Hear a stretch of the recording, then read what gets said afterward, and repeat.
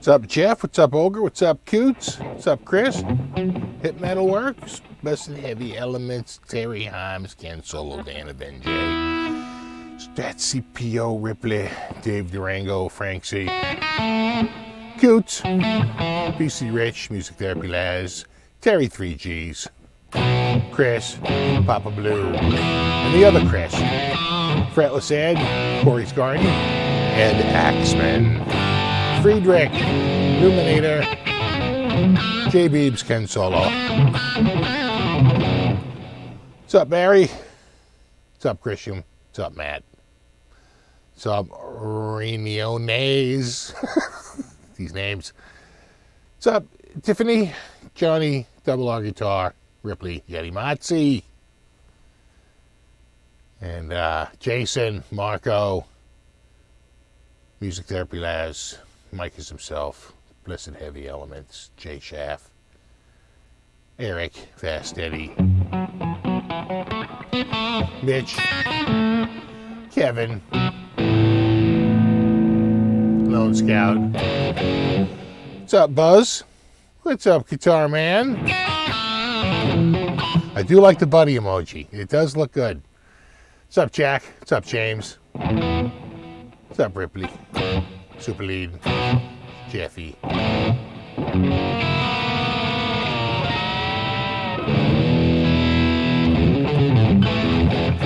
like the new Kramer too, Steve. What's up, Strat Tom in Germany? Up late, as always. What's up, Ben Coombs? What's up, Glenn? What's up, Spider? Tactical. Jim Russell. Richie Rich. Midnight in England. Yeah, I know it's up late.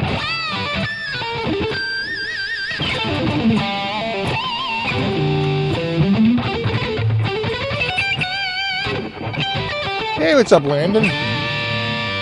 Ogre Lord. Wendell. Hey, what's up, Ron?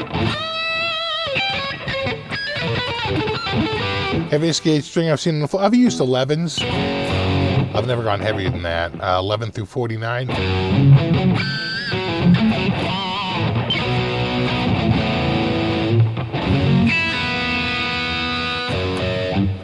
What's up, dude? What's up, Knees Hurt? What's up, Mitch? Byron, Jimmy, Sassy Cat, Jazz Flounder. Make sure everything sound okay.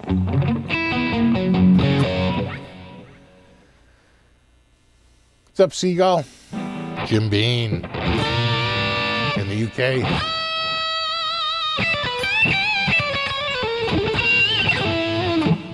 What's the neck like on this? It's a kind of a shreddy neck. You know, it's more rounded than the Ibanez, but it's a small neck. You know, it's kind of like the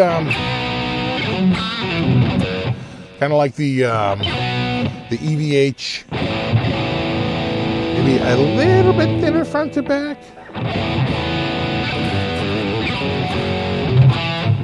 And it's kind of flattish on the back. You know, it's kind of a mid-C to D shape.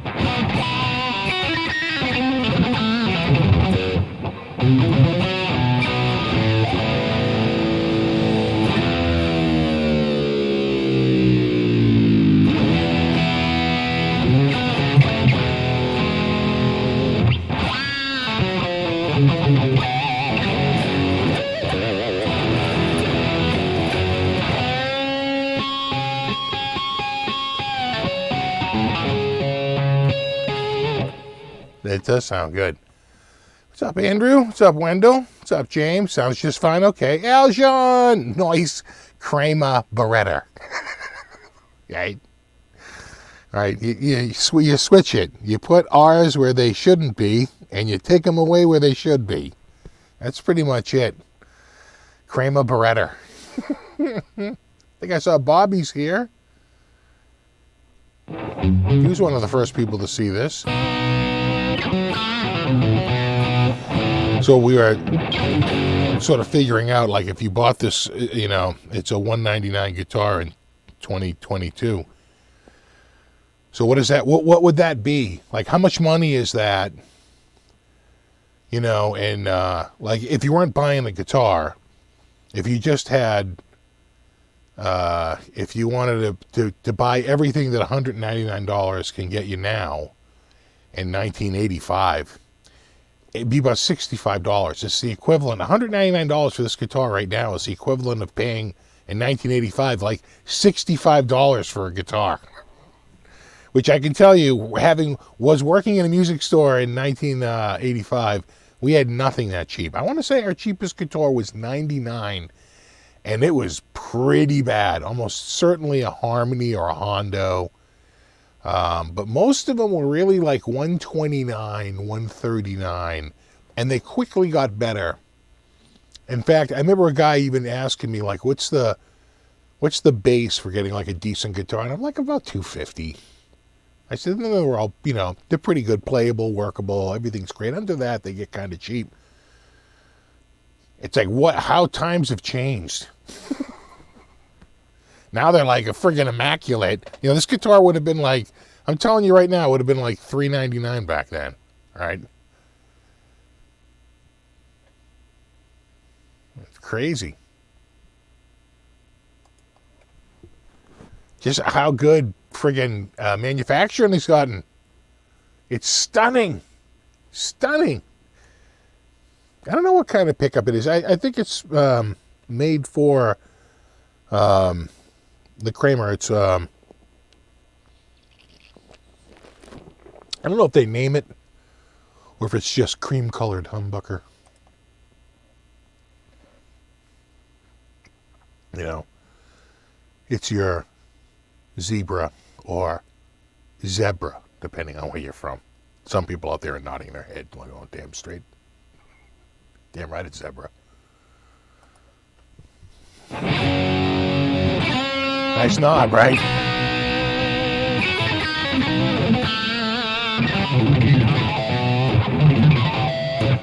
Right, an Encore, right? For $178, too, right? In 1976.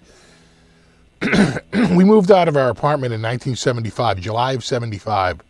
We were paying in our last month's rent, which was June of 75, we were paying $75 a month in rent. That included heat. Favorite 80s, 90s rack effect. Oh, God. I kind of like the Digitech valve effects. I had one. I loved it. But like for a rack effect, you know, was it the 2120? What was the DSP? What was that Digitech one? There was another rack one. I had the valve effects, which had a little 12AX7 in it. And the other big one was the Roland GP8, which was all digital, and the distortion kind of sucked, but the effects were pretty awesome.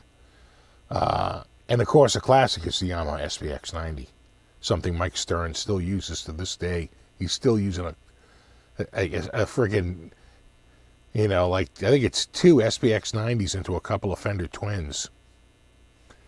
It's a pretty awesome setup.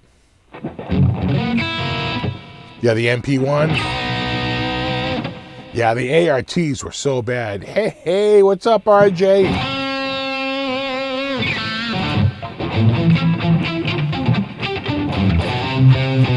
I had a quad reverb. I think I had a quad reverb. I never had the drum machine, though. My God, the Alesis drum machine. I went all out. I bought the R8. Bought the Roland R8, which was the world's greatest drum machine in 1989. It also cost me in 1989 $900, which is, you know, that's it's a good chunk of money.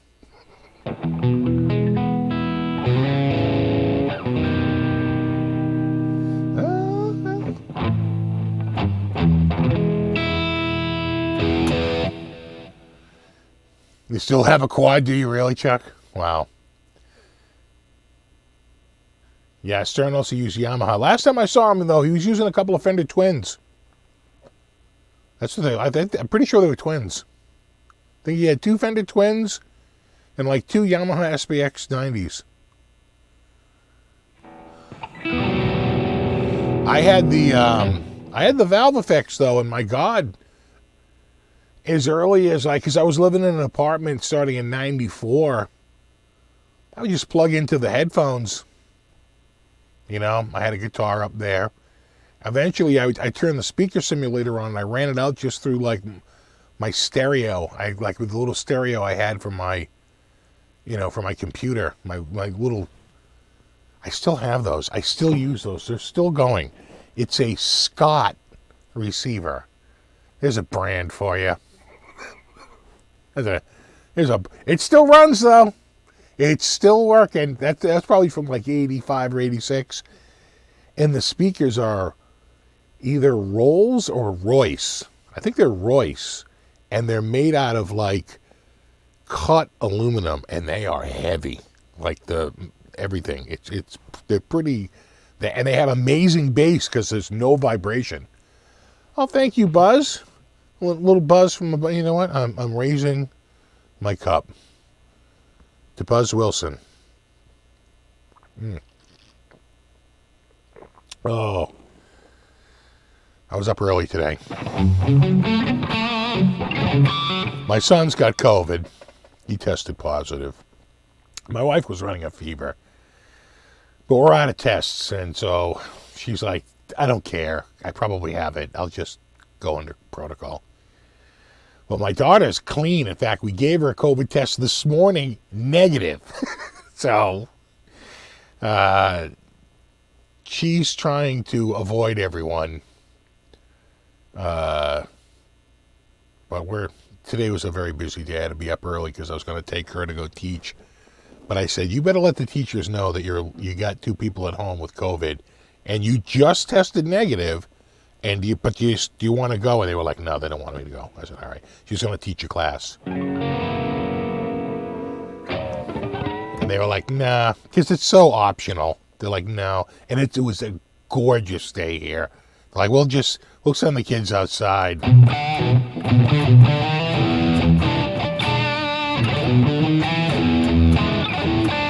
Yeah, it kind of does match the guitar, doesn't it?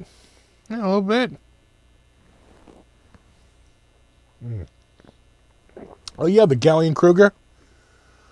RL100. Yeah, I guess the Maiden Def Leppard Boston Sounds card. That's the little... You can get a stand for it, right? It goes up in a little stand. I actually built a little...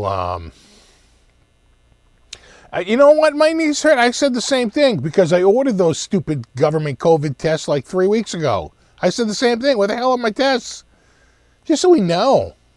I mean, we could go buy one. There's no shortage. I could go down to CVS and buy one, but they're like $23. I want to spend that.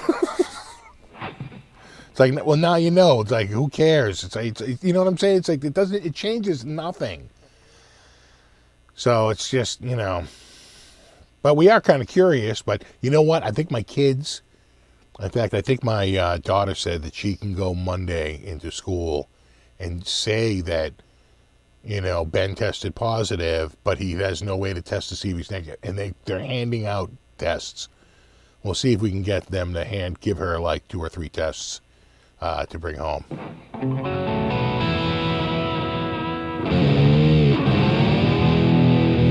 Hey, what's up, speaker? Oh, you had a barbecue day. That was a nice day out there today, huh? Real nice. Fired up the generator, made sure that was going. My hybrid SUV, which was dead as a doornail. I've been driving the Impala. I got that fired up today and drove that around a little bit. I charged it up for like 3 or 4 hours. I actually went to Home Depot, took the Impala to Home Depot and picked up a little white shelf. I have a desk that's got what is that? Like a backboard, I guess a hutch to it, right? That sits on the back of the desk, and I have affixed it to the desk, and I use it. I have a monitor in there, and I put boxes on the top. But at the very top, there's like a shelf, and it has a couple of ends on it. And what I really want to do is put a rack mount piece of gear up there so it won't fall off, right? So what I did was I went and I got a shelf. I think it was 42 inches wide. So I got a shelf that's 48 inches wide, a 4-foot. I want to say 8-inch, and just chopped it down at the end. And then I had just the perfect amount to chop a little center board and put it just at the right rack ear width, right? So I can put my rack up there and it won't fall through. I can just pull it out forward and it won't fall backward. And I fired up the compressor, got the little nail gun going, and it's fun. It's fun to go one on the side, you know how that goes. I mean, come on, it's fun.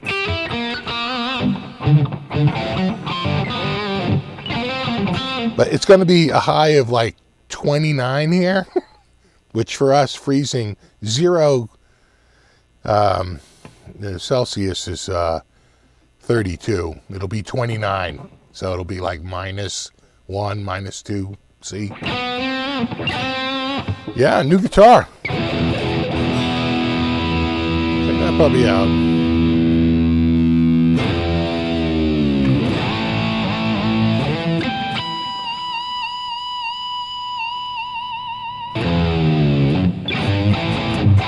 Hey, thanks, Chad. Thank you.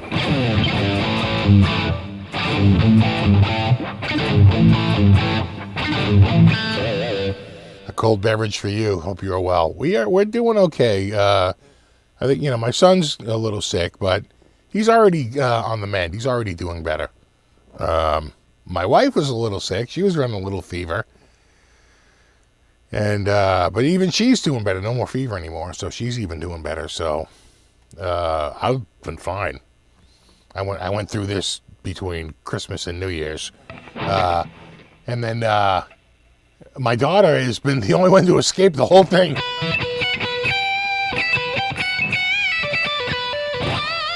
You know what? Right now I have no plans to change the pickup. I think it sounds pretty good. I think the pickup sounds good.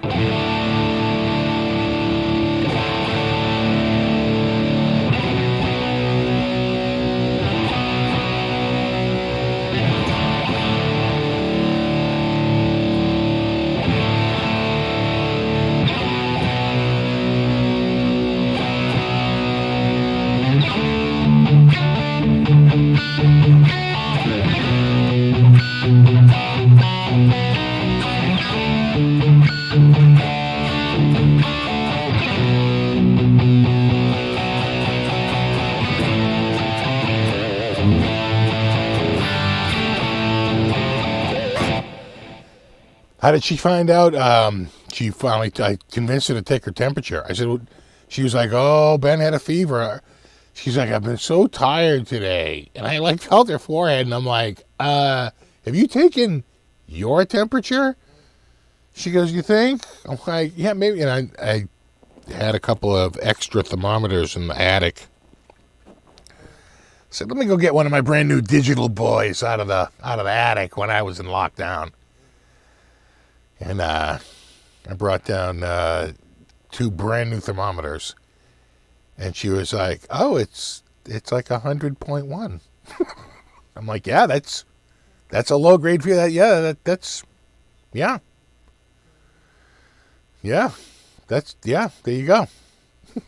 So, and then she tried it again, and she took some ibuprofen, and it dropped, but it came back. But I think as of today, nothing. She's all back to normal.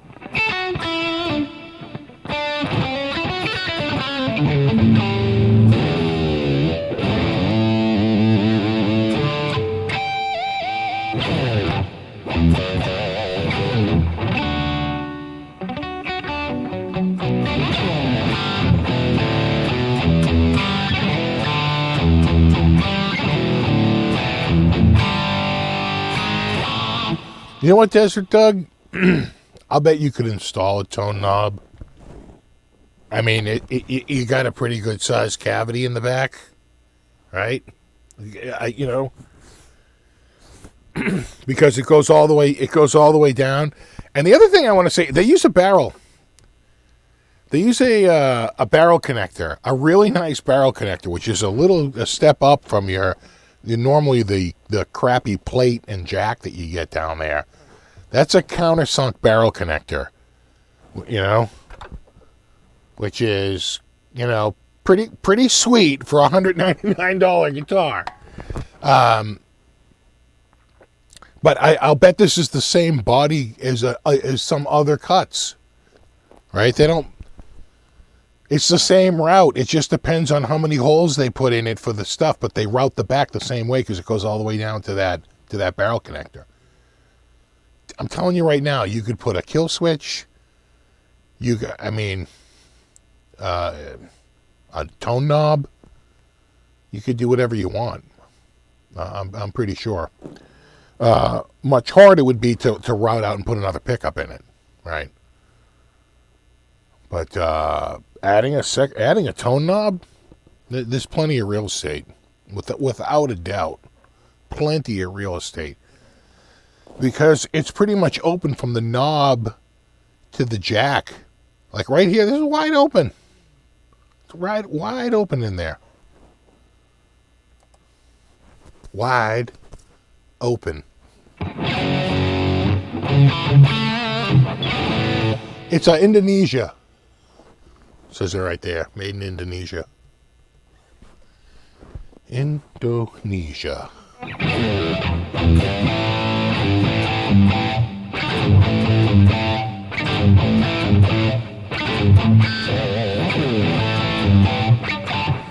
Yeah, probably RXR. It's probably a multi-piece mahogany, right? Oh, thanks, Chuck. I need your help calling an ad for Kramer in the late 80s. Kramer loaded. Yeah. Hold on, dude. Hold on. I got you, bro. I know the guitar you're talking about. Hold on. Hold just up a sec.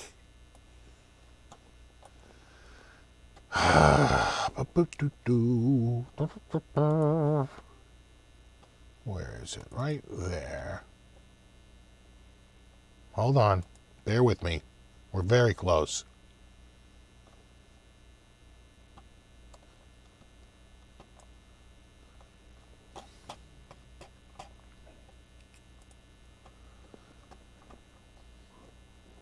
The internal cylinder, the Savant.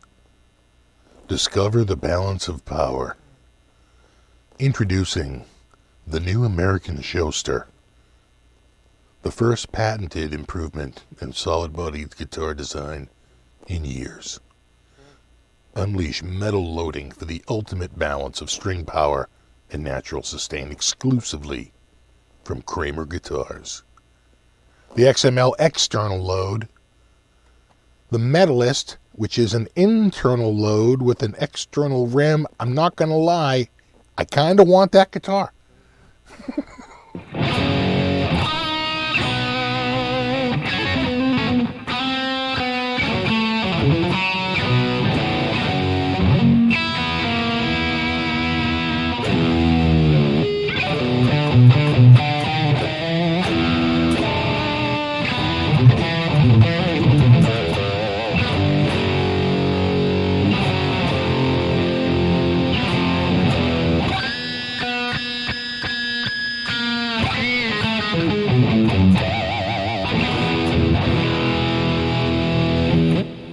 So that's probably this is at the very end.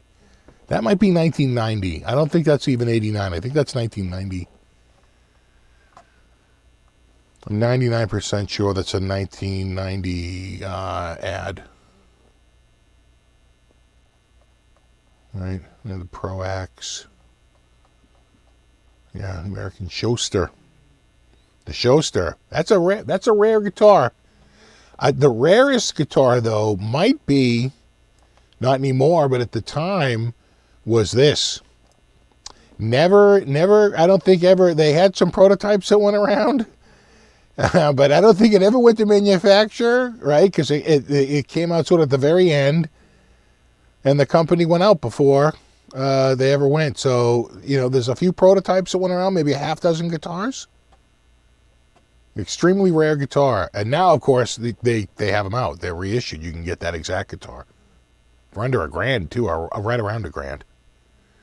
Oh, thanks, Callum. Steve, I've been a huge fan. So before your live vids, any chance you could get Steve Marchena on again? Cheers from Canada. Maybe. Steve. Steve's mom he lives with his mom, and she's 94. And you never saw a dude more concerned about getting COVID in your life.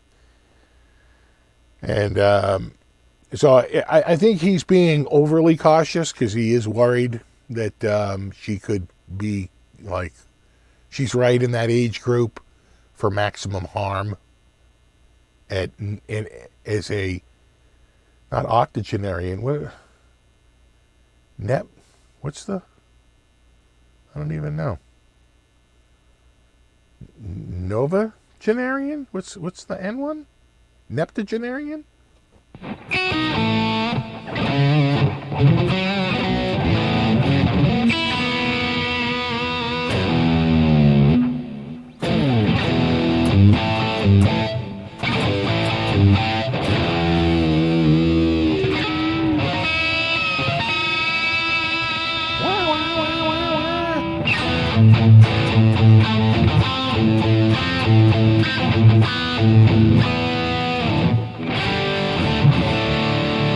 I thought sept was 7, right? Sexagenarian would be, sept would be 7, oct would be 8. You're going the other way. Sept is 7. Nonagenarian? Nonagenarian? Yeah, that sounds right.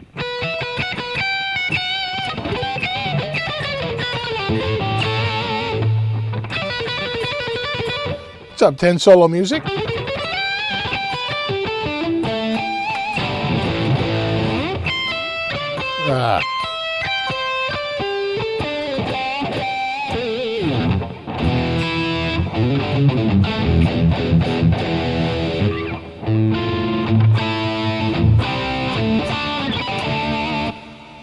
I'm concerned my mother lives with me, 96. So you have to be super cautious. Yeah, exactly. Exactly.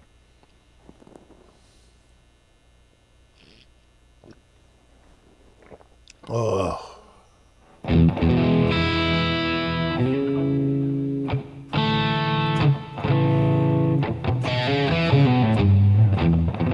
Do I use fret wrap? I don't know what that is. What do you mean? Like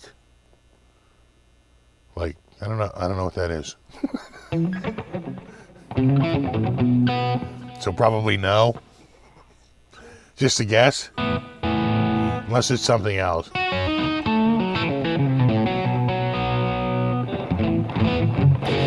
Steve, man, you've inspired me.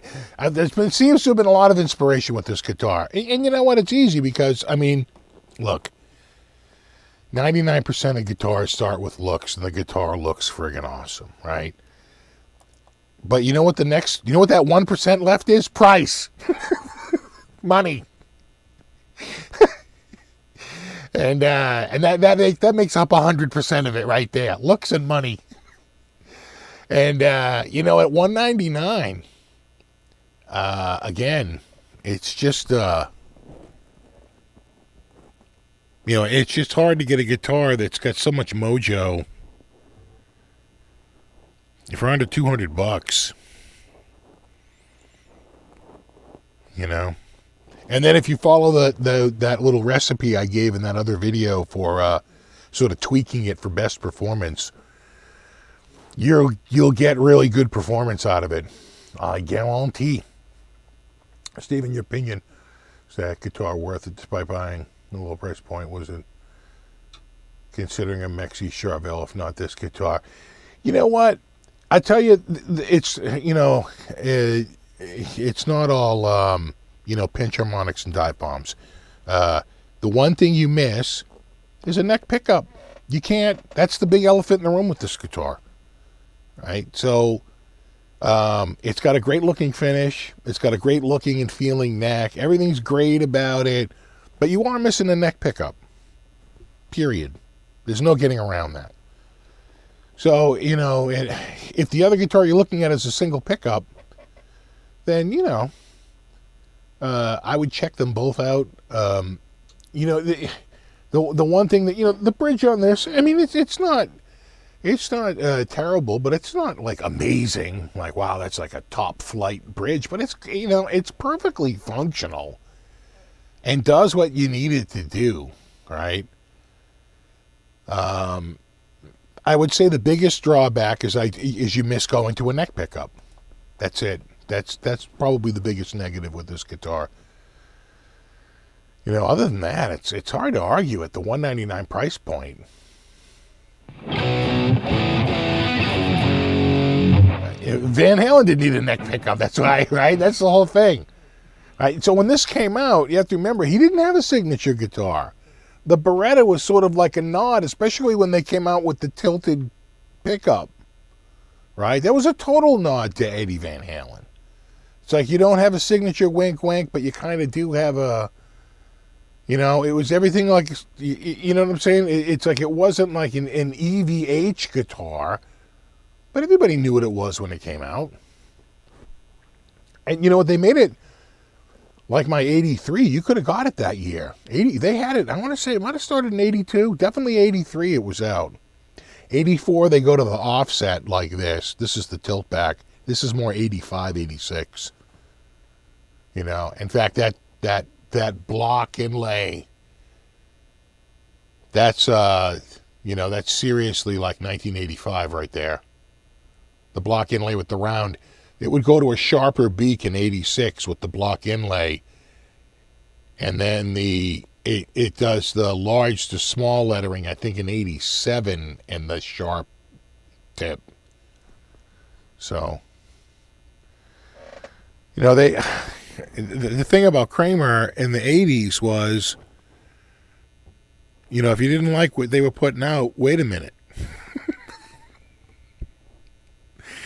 Because you want to talk about a moving target. You know, they were all over the place. But they connected.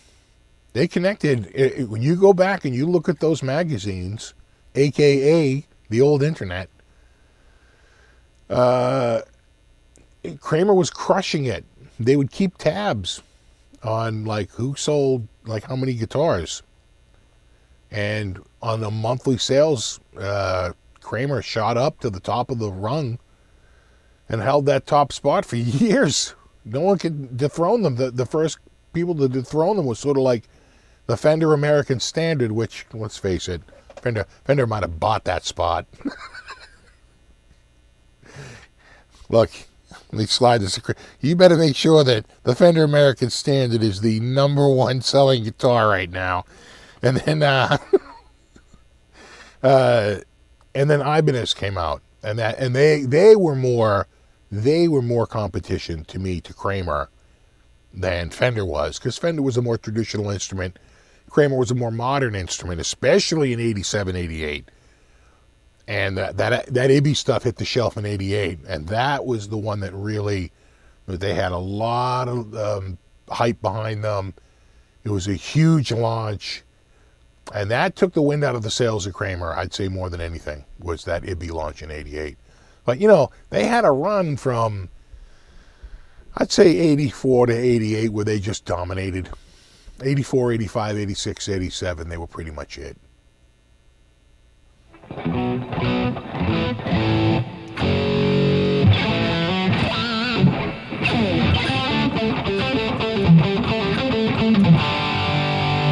Feel like that's out.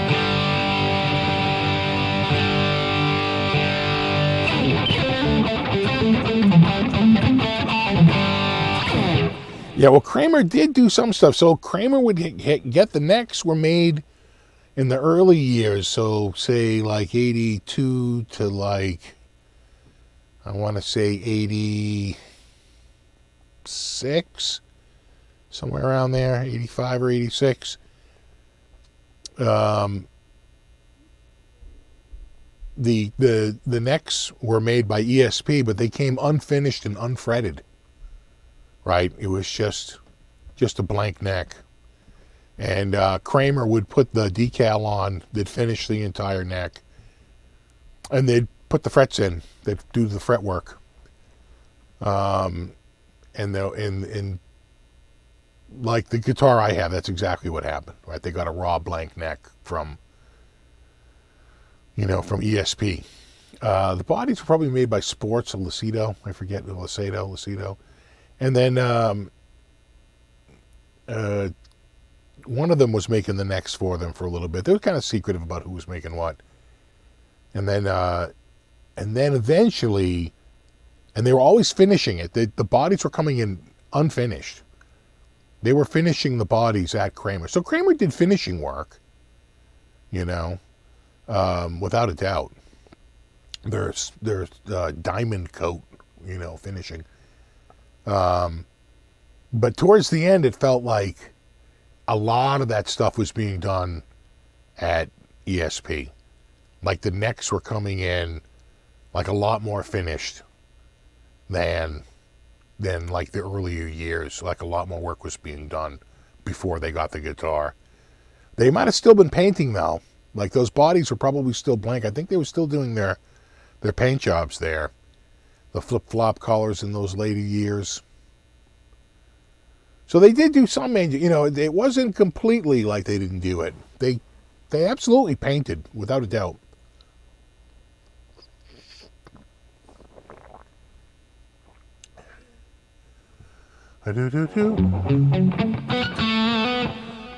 What sold out? The Kramer this guitar?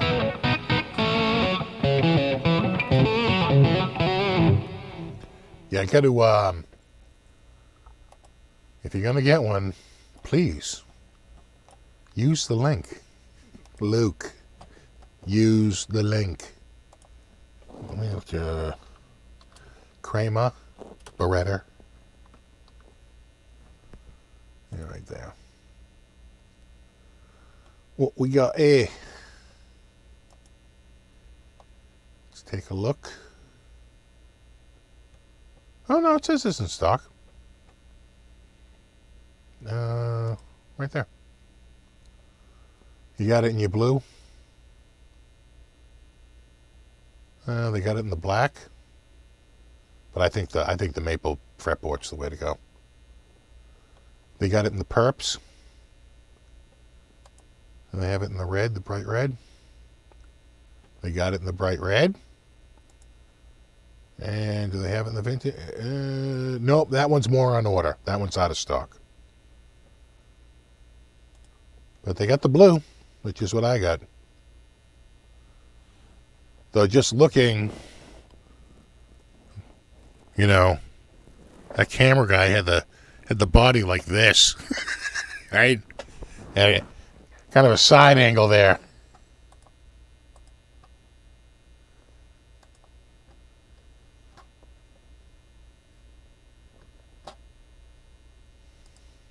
Versus this.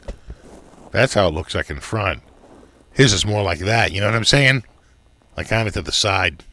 Like that. That does kind of look like it, right? With the highlights at the, right? Specular highlights at the corners. But the main unit is way dark.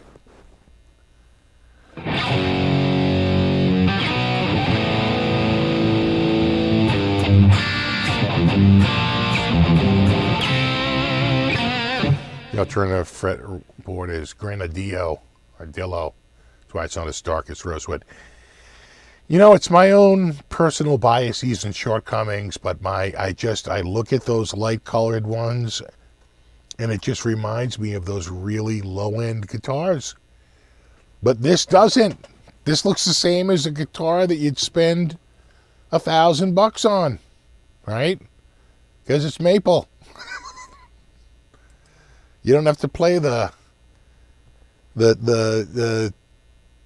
how brown is my fretboard game. Just avoid it and go blonde with the maple.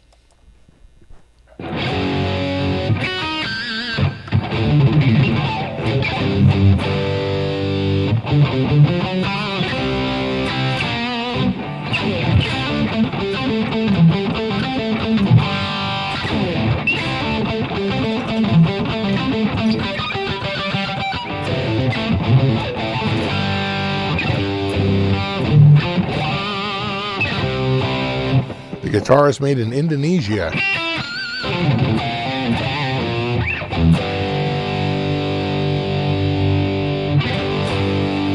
Not that that means anything anymore. That used to, because it's like, where was it made? Their level of skill, the level of, equipment available to them, that got smashed years ago. Now with CNC machines and just the sheer technology and the availability of information on the internet, and just, the longitude and latitude didn't mean what it once was, what it once did. In fact, for a little while, in the early 80s, the best guitars in the world were being made in Japan, period. The stuff coming out of both Gibson and Fender between like 78 and 85. Pretty bad stuff. The 79 anniversary Fender, the first round, the paint fell off. They had to recall them. In fact, if you have one of those rare white ones, they're kind of worth a little bit more because they're sort of a monument to how bad the company had gotten. That gold one I had, all kinds of problems with it. They lost money on every guitar. They discontinued it very quickly. They tried a bunch of other things, but quite frankly, at the time, then they brought in, because inflation was so crazy, and then especially 81, 82 was out of control. So they brought in the Japanese stuff for 82 to try to get a price point. I think at $299. And when it came in, they were jaw-droppingly better than anything Fender was putting out. They're like, oh, we are getting our ass handed to us. These guitars are much better than what we are making. And they were. They were.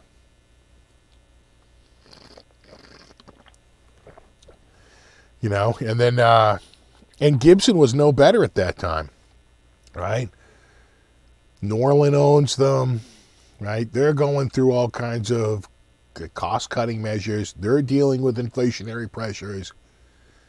And both companies were sold within 2 years, right? In 1985, Fender gets sold. In 1986, Gibson gets sold.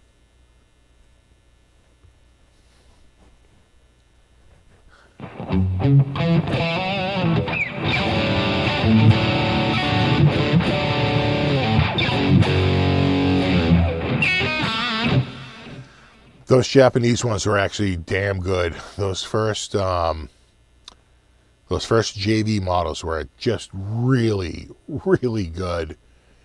And at the time, Fender tried to do their own version. It wasn't nearly as good as the versions that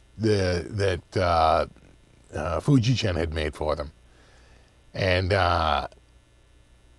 they didn't get their act together really until 86. In 86, the buyout was complete. Every guitar manufactured in 1985 was made in Japan, right? The Contemporary series. Couldn't get anything made in America for 1 year as they tooled up with the new place, shut down the old, transferred everything over. And they didn't get the Fullerton plant. People don't know whether that was just a mistake or they just didn't want to pay for it. They felt it was old, but they opened the Corona plant. And the first two guitars off the, because we were a dealer, the first two guitars, because I bought one of them, was you could get a 57 reissue or you could get a 62 reissue, right? The so-called reissues of their classic shapes. And I bought a 57 reissue. I want to say it was in, I thought it was in, it could have been Fiesta Red, but I swear to God it was in Candy Apple Red. And it was gorgeous. And I really regret selling that guitar. Thanks, hey man. You ever play any of those 70s or 80s Yamaha SGs? No, I know the one I know exactly the guitar you're talking about. No, those were kind of thick. Those are more like Ibanez artist models, like kind of an LP, right? With a, slanted neck, like a 3 or 4 degree neck slant. And Yeah, those had some weight to it. No, I haven't. They kind of do a reissue of those right now, right? Yamaha. My Yamaha's more like a Strat, basically a Strat copy. You know. Stevie just convinced me. Just bought the Kramer Baretta Special Candy Apple Blue from Sweetwater. There you go. I hope you use my link. Use the link. Use the link. It doesn't cost you any more. And if you buy 1,000 guitars, I earn a shiny nickel.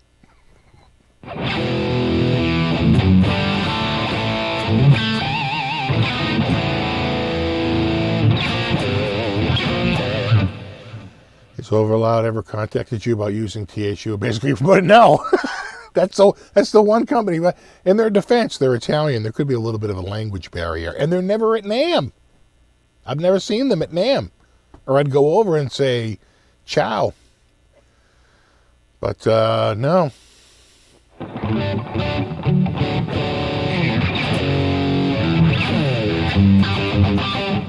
And he plans on switching out the pickup. Well, you know what? I have, again, using the parts in your possession. The one thing I do have in my possession is a Fender V-twin humbucker. Kind of an oddball. Brand new in the box. A Fender V-twin humbucker. But it's in white. It's a bright white. Do I want a bright white? I don't know. Is that an upgrade? Maybe.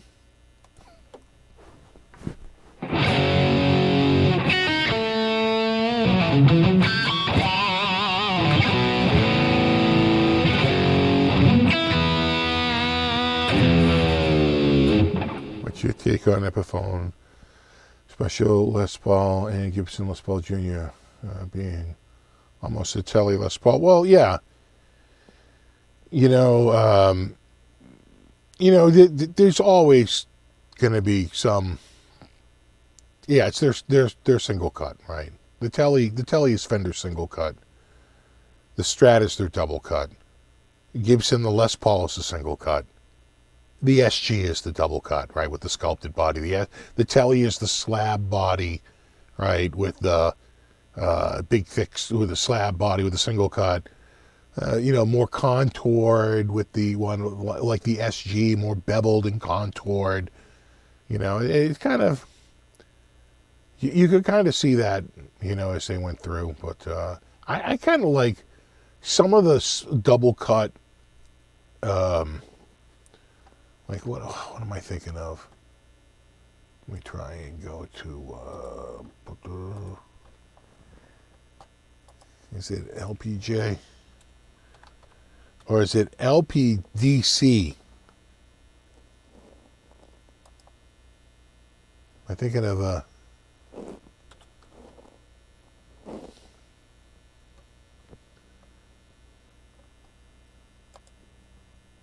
am I thinking of like the? No, that's a tribute. This one here. Am I thinking of the next category up? No, huh.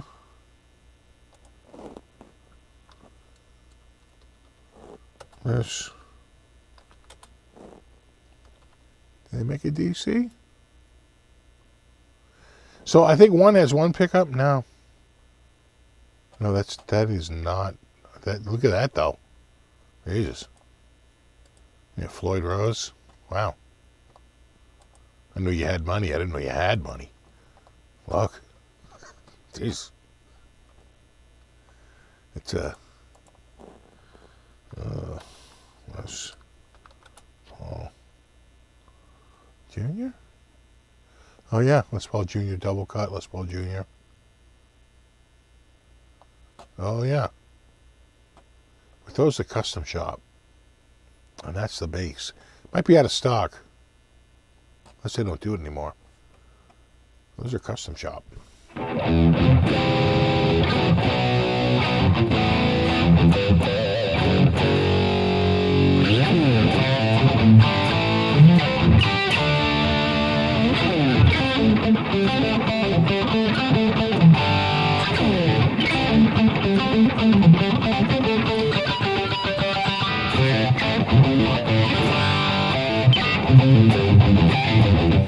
Yeah, I kind of want a baritone guitar too. Slide 85. I've never had one. I'm going to tell you, I'm a little baritone curious.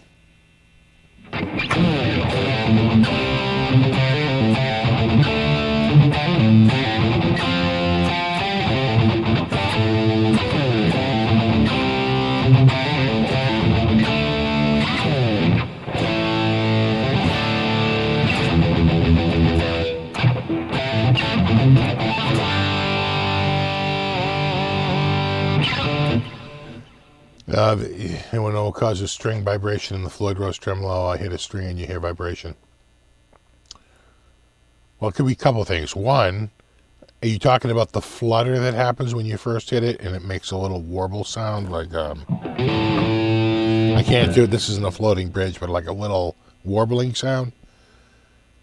That, the only thing you can do is higher tension strings and higher tension springs or put a stop on it. If it's spring noise, which is actually pretty common with Floyd Rose, a little bit of foam behind the springs, tucking a little bit of foam in there goes a long way. I got a little foam tucked in. I'm wearing it right now. I got a little foam tucked in right now. I'm also a client.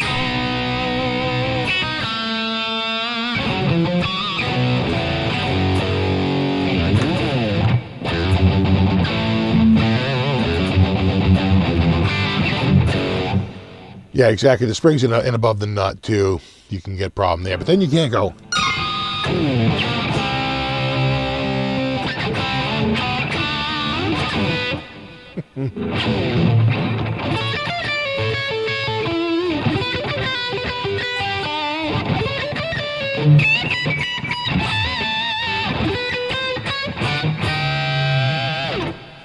The double stop, the double bend.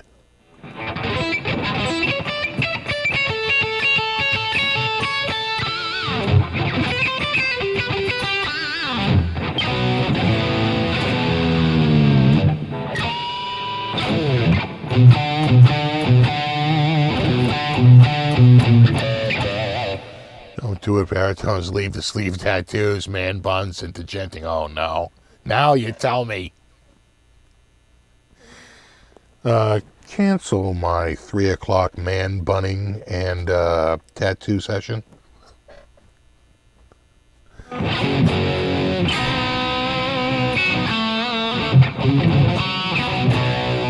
I'll just get pure ink, right? Just black down one arm. No graphic, just complete darkness. It's the darkest arm ever. Rush Shipton. You wish you had Rush Shipton's technique. Rush Shipton.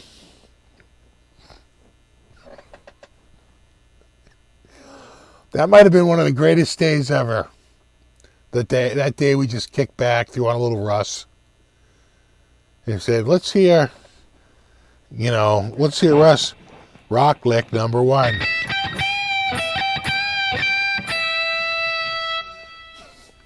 Look at each other like, what the hell, rock lick number 2.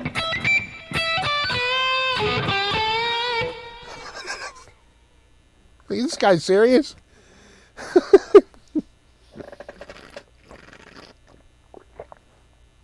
Oh.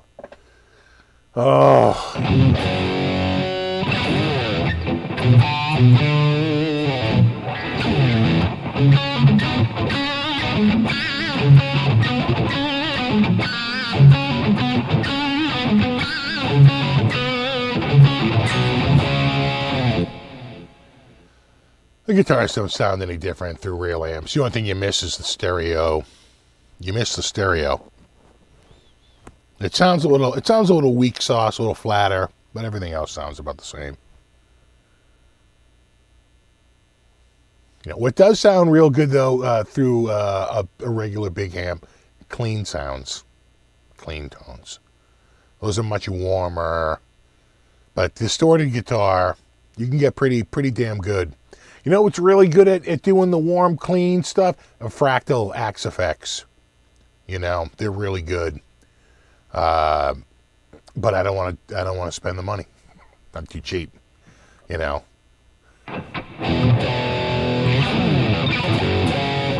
You know, I don't know exactly what's in the Baretta Special, but luckily, through the power of the interwebs, we can look up and see what it says. It's a high quality hardware. It's an open coil Zebra humbucker with Alnico 5 magnets, and it packs a punch. There you go. It's right there.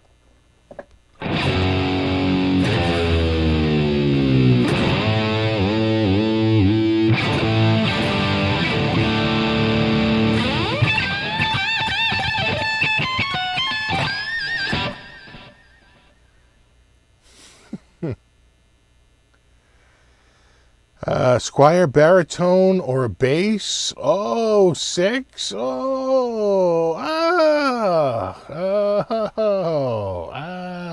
That's hard. Both. That bass 6 is sounding good. Not gonna lie, but it's kind of that Squire is such a.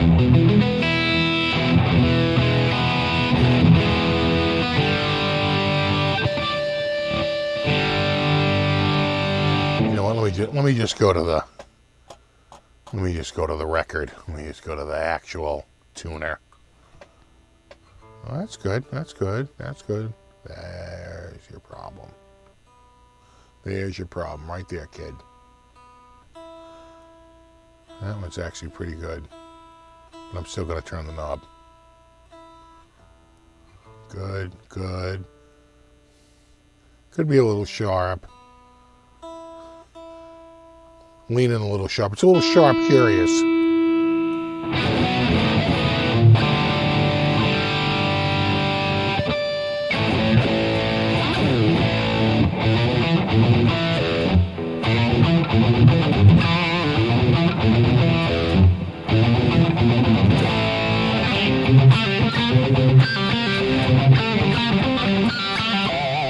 Wow.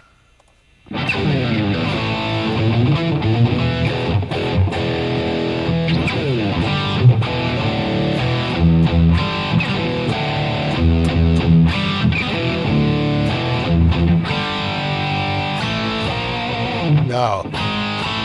There it is.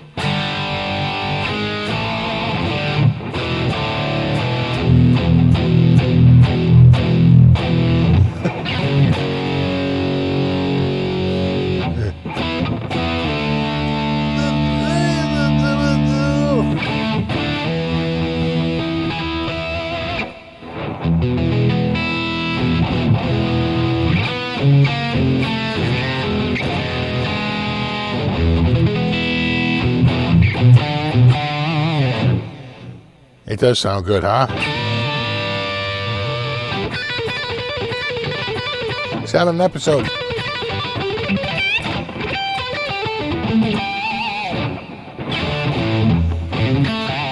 I always got to clean that wall.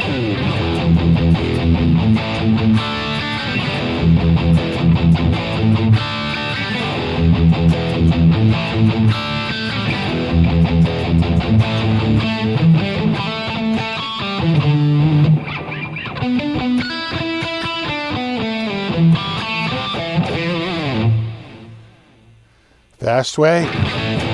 Just that one.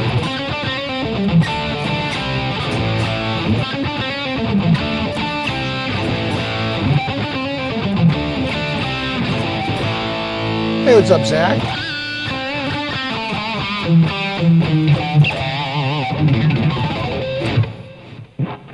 You good?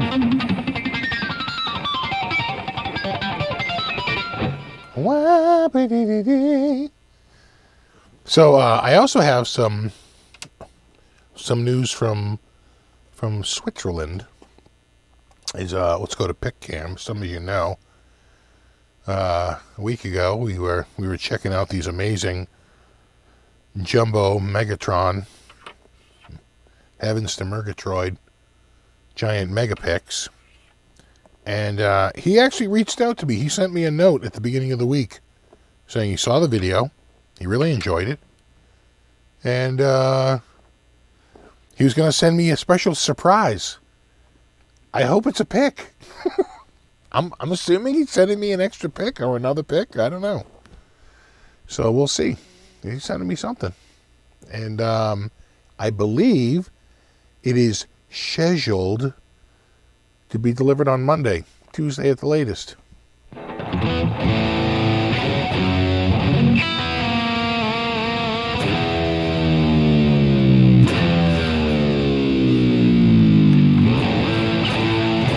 That might have.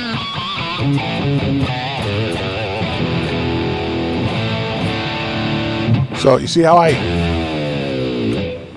could almost hear it a little bit, right?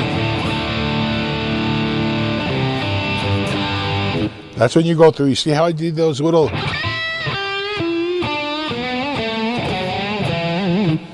I'm bending every string a little bit to, if it did go sharp a little bit, to pull it back.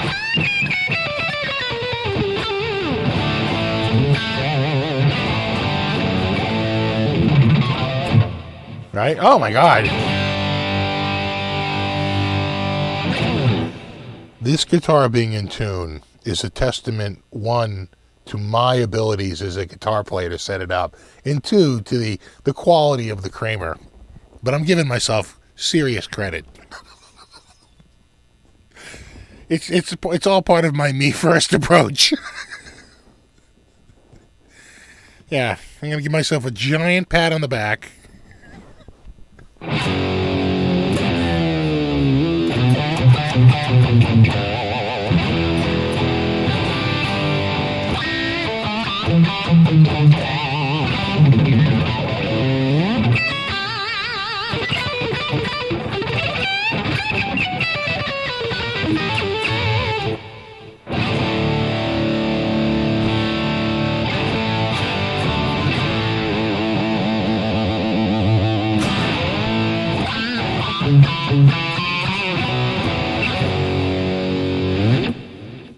Damn, that sounds good. How's me coffee doing? Oh, it's getting down there.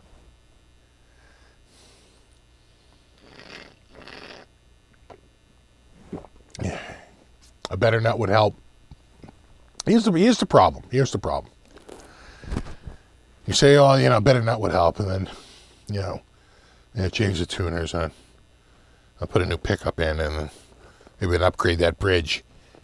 At some point, you don't have the same guitar, okay? And here's the other thing, and I cannot stress this enough. You will get the exact guitar you want when you mod it yourself and you make all your upgrades, right? But it will cost you a premium. You can never mod and upgrade a guitar as cost effectively as the manufacturer.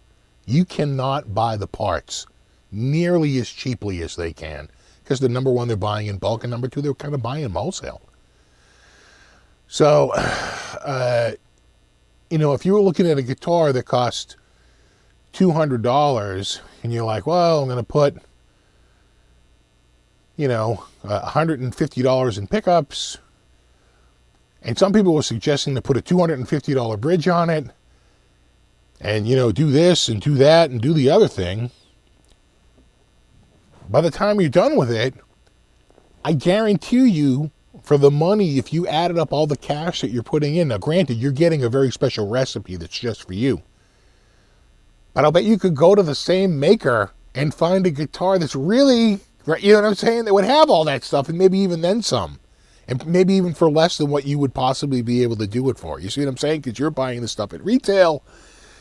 And, right, it's a whole different thing. So I think part of my strategy when I was buying this guitar was that I didn't want to sink any more money into it. What's the point? It's like, if I wanted to get the guitar and sink $150, then why not just buy a $350 guitar?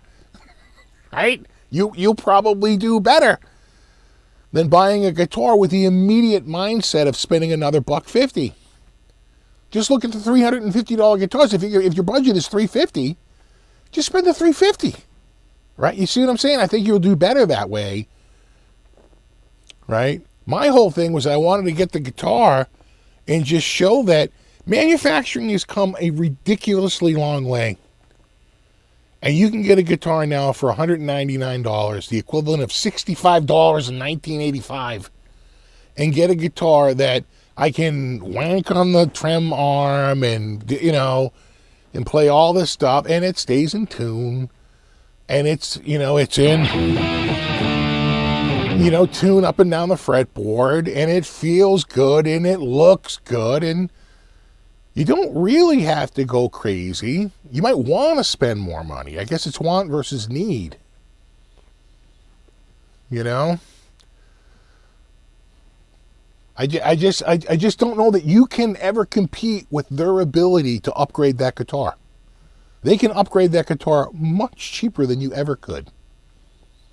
Without a doubt. It's not even a contest.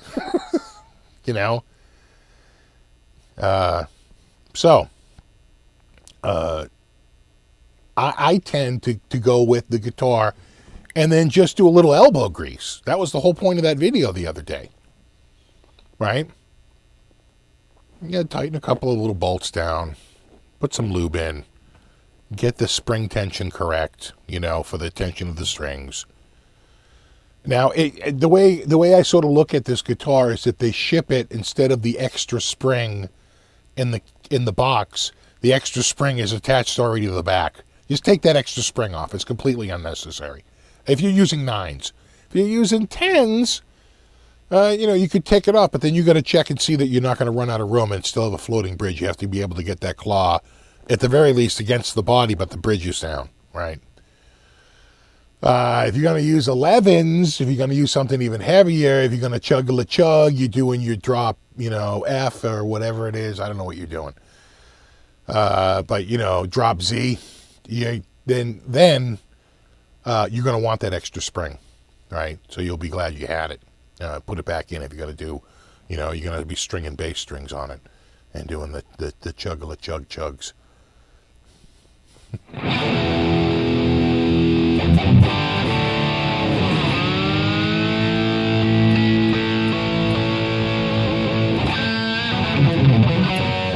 What's up, Robert? In Omaha? Omaha.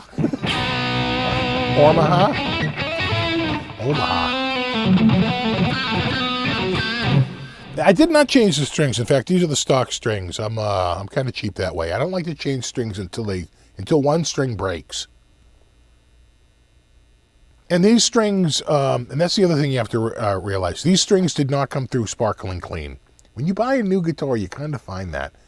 In fact, a lot of manufacturers, the retailers in Boston used to throw in a pack of strings because of that very reason. When you buy strings off the shelf, for at least the last 25 years, maybe even 30 years, they have been putting the strings in a hermetically sealed plastic bag because the strings would literally rust on the shelf, right? So they seal them up in a plastic bag so that they don't they don't get oxidized, like literally waiting to be used. That used to be a problem. And eventually the string makers all went to sealed bags. They would seal up their packaging in some way. Ernie Ball has the outer seal, right? The big outer seal package. Diodario does a box with an inner seal. But they seal them up. And they protect them from going bad on the shelf. Once they're strung on a guitar, there's no helping that. So once they're strung on a guitar and they're out and they're sitting in a box and they're in a warehouse, the strings literally rust on the guitar. There's really not a lot you can do. So these came through a little dull, I have no doubt that if I put brand new strings on it, it would sound good, but I'm just too cheap. All 6 strings are working. All six strings are fine. And damn it, I paid $199 for this thing. It included 6 strings as a part of that purchase price. So when I break a string, I'll put a new set of strings on it. But until then, I'm not feeling the need. Sometimes, I will put my hand up and down, and I will feel at the frets that especially the low strings, that I've sort of warped the string a little bit. There's almost like a little notch on the bottom that's making a little hump on the top just from playing for so long, or I'll feel a break in the string winding. Then, even without a broken string, I'll change the strings, because the strings at that point have already broken down. There's really not a lot you can do, you know.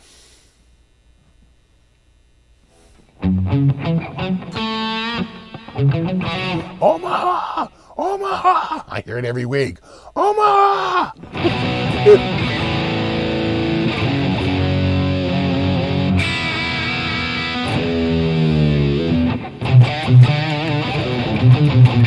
Oh, strings will absolutely rust in the package. Oh, yeah. In fact, before they had the sealed packages, you would go to places that sold a lot of strings, so you would get fresh strings.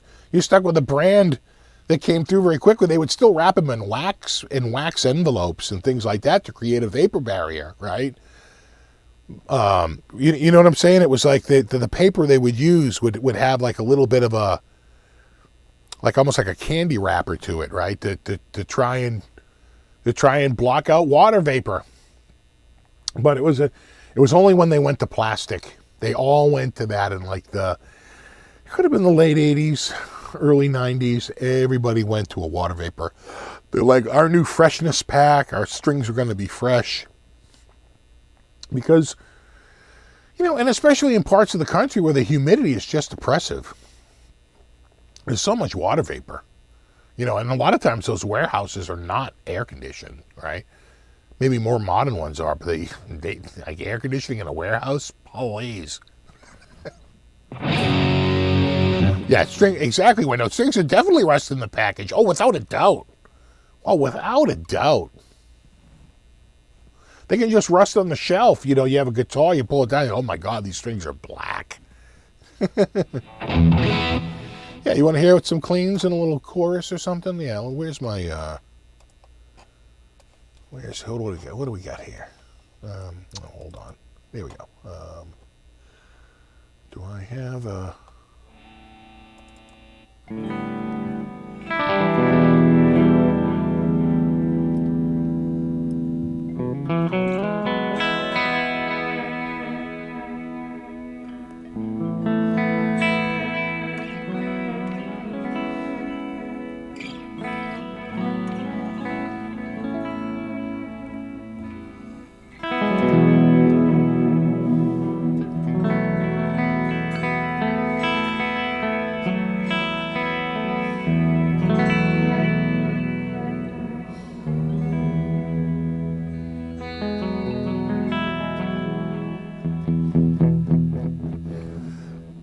On a Beatle, yeah, I saw that you guys, I have a friend in San Diego. He's like, yeah, we're hitting like 90. I was like, we're hitting 60.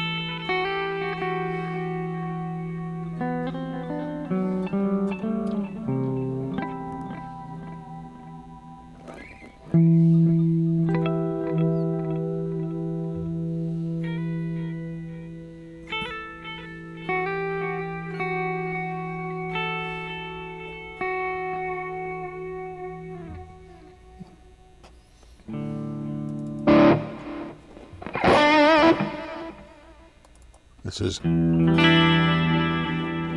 of a different clean. And even a different clean. I think that's okay,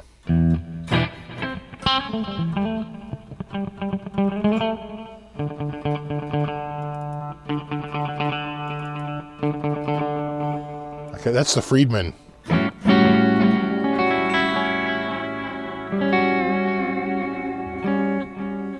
We got the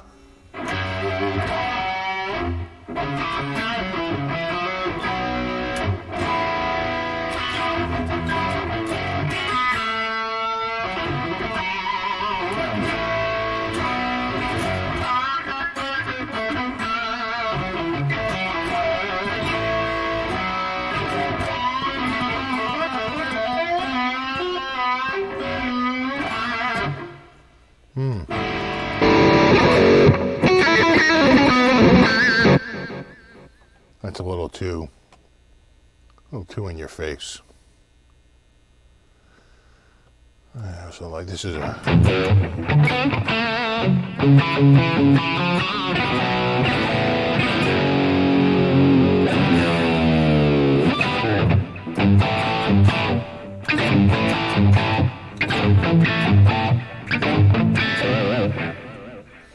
Yeah, I kind of like those cleans. There's another clean I use a lot of times. Yeah, this one.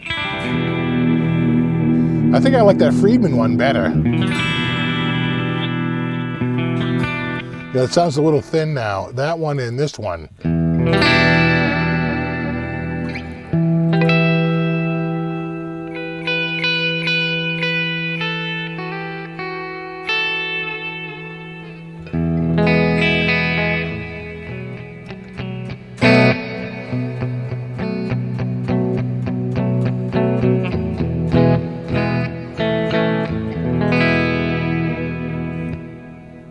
Still like that Friedman.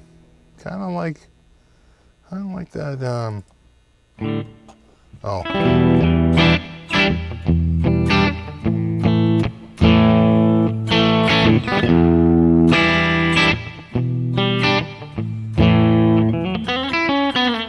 I don't know any White Lion. I have not tried the new Rockman yet.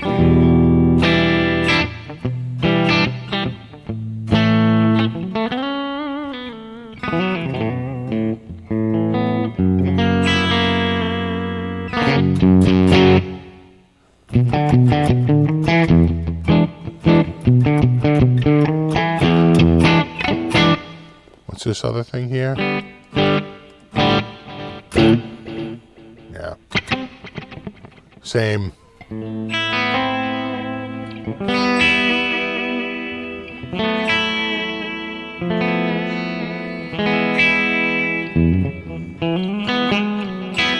Just a stereo delay.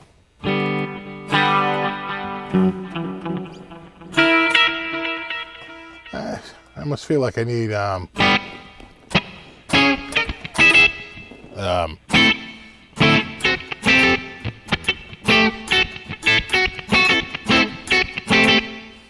that Victorious?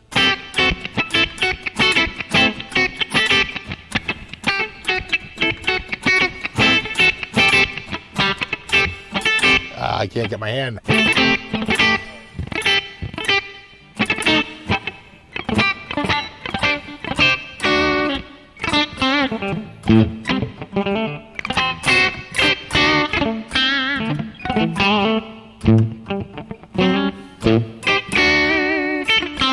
Got a little break up.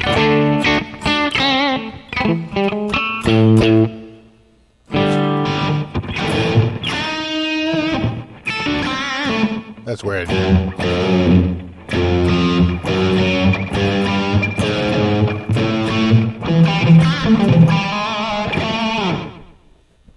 Yeah.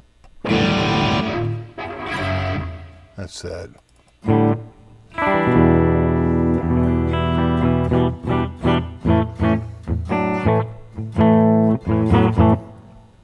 I hear a little reverb. It's got a delay. Just got to turn it on.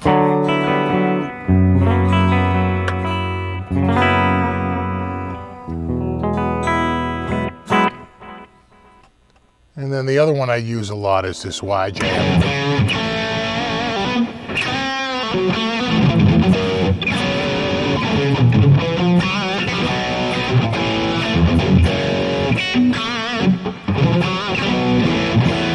This is the one that has that.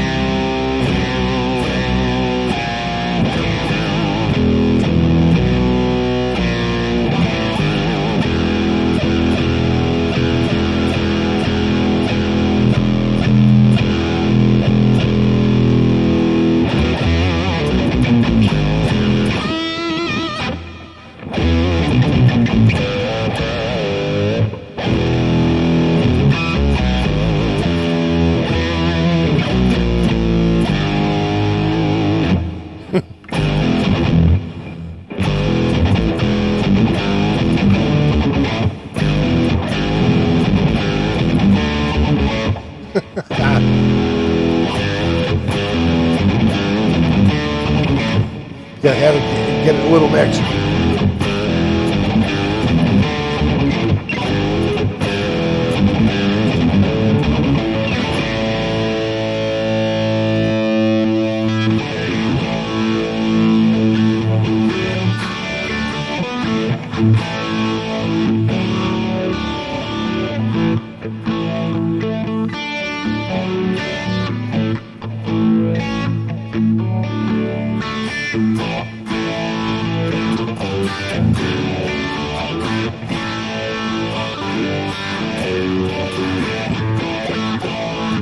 Yeah, it sounds good. And then back to dual heavy rig.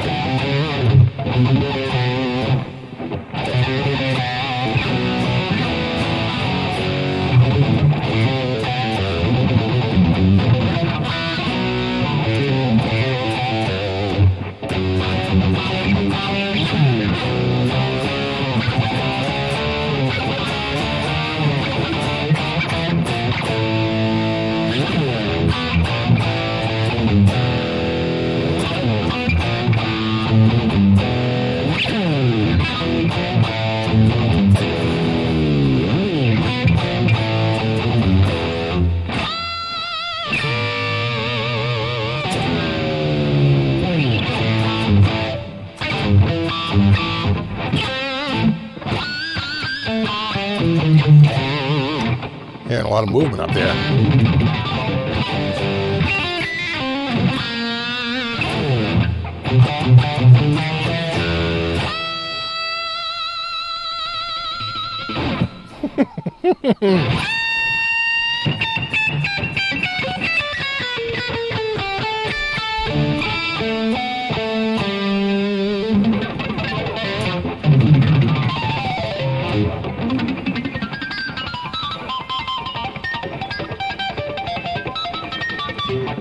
We are in the future.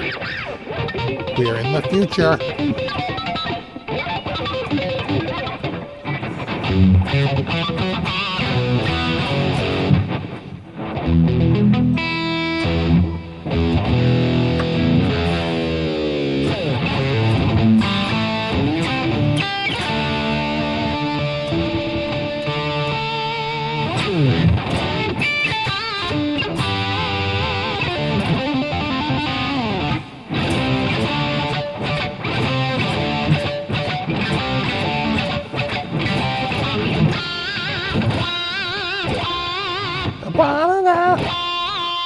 Yeah, like that.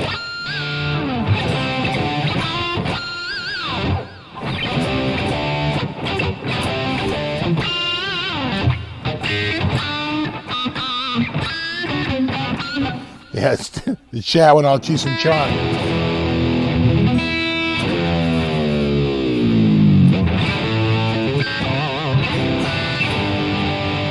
Gotta.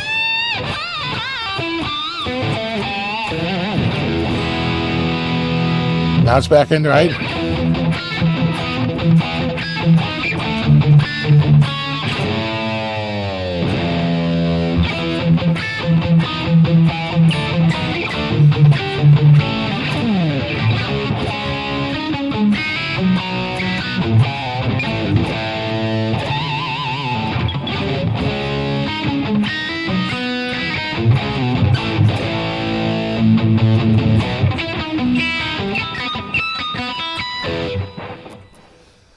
Ah, do do do do.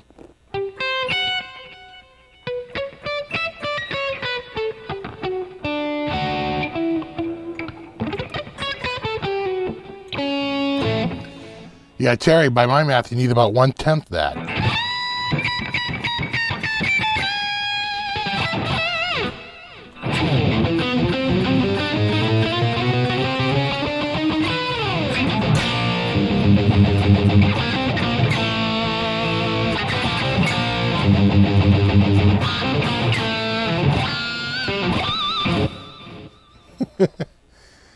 You've been watching the Seas. Thank you. Watching the Seas play it all lately. I have. They've been looking pretty good. They just made that trade, which like half the sports dudes around here hated and half the sports dudes loved. A lot of dudes were like, Daniel Tice, why? No, no, no. The other half are like, I love this move, and I love that you hate this move. You know, I mean, that's pretty much what it's come down to. We'll get rid of Schroeder. We got him, Daniel Tice, and but we had to get rid of, was it Williamson we got rid of? That's the one they didn't want. If it was just Schroeder, they would have been fine. It was, I think we got rid of Williamson too, and they were pissed about that.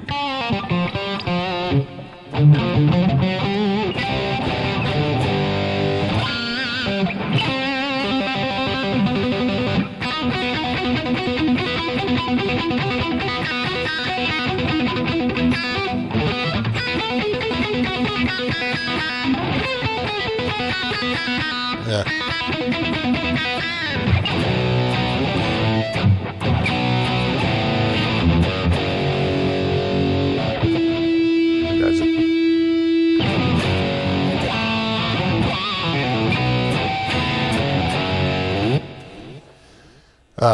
Yeah, I had one of my disk drives crap out on me the other day.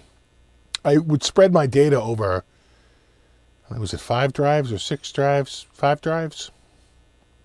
So, you can't really, even if the drive craps out, but I made the colossal mistake, and I knew not to do this. What the hell was wrong with me? I know not to do this. But, it was kind of slow reading and writing. I said, let me check it for errors. And that was it. The error check friggin' just grounded into the graveyard. Just absolutely just tore out that motor. So luckily I didn't really lose a lot. I had already backed a lot of it up off of it quite a while ago. I would say the biggest thing I lost from is I had compiled a bunch of sound effects. But I can probably just download those again. I had a bunch of Amiga games from my Amiga emulator on there. It took me all of 2 seconds to find those again last night and download all of them. So it wasn't a huge... A lot of the stuff that was lost could be downloaded again. I don't really think I lost much. I didn't lose one of the things that was on there was like the 42 Gear Street footage, right? So I did lose. That was probably 200 gigs of footage, but I have that on a drive. I came home with an SSD drive. I didn't move it from the drive. I copied it. I still have it on the drive. I can go pull it off the drive again. So it's like I didn't really lose it, right? And I have a lot of that where I would copy stuff over from a drive and just throw the drive in a drawer. So it's like I didn't lose really a ton. Really anything. It was kind of a temporary holding spot in most of the stuff that was lost, but I did go out and buy a nice 14 terabyte helium, filled drive. It's an enterprise level, so it's got it's rated for twice the length of time than the one I had. And, it should be good. And again, all I'm doing is I'm copying over those other drives to it. I'll throw those drives in a drawer. If this drive craps out on me, then I can always just pull those drives back out and restore off of them. So it's not, I do have drawers full of hard drives. So you got to mark them with magic marker. And this is this one. This is this one.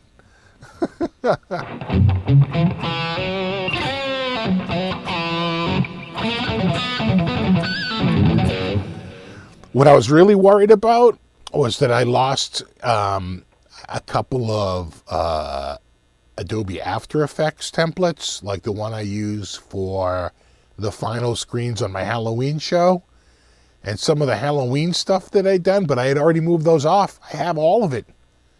I have the sound effects for that, because I created a separate, I was like, oh, I'm sick of going and finding them.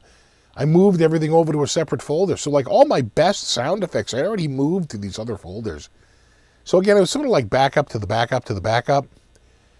And it's not like I don't have any sound effects. It's just that I had put a lot on there. And the other thing I put a lot on there was some stock footage that I had done. And again, some templates, some Adobe After Effects templates. Those were part of a subscription service. I can get them all back again. But it would cost me about $65. I have to pay $65 to get 1 month of service. And be able to go on there and just download as much as I possibly can in a 30-day period, which, quite frankly, I'd be done in a couple of days. And, be good to go. There's really not that much. But they got some good templates. In fact, I see those templates on Phil McKnight's channel, on HP42's channel. I see those, who had them? Chappers had them, because they gave everybody free subscriptions, and they wanted to do a sponsorship. And they gave me like a script. I'm like, I'm not reading a script.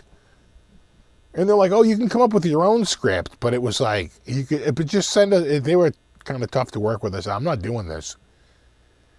But my subscription didn't run out. I went on there like months later, like trying to find some sound effects, and my subscription worked. It worked for like 3 years.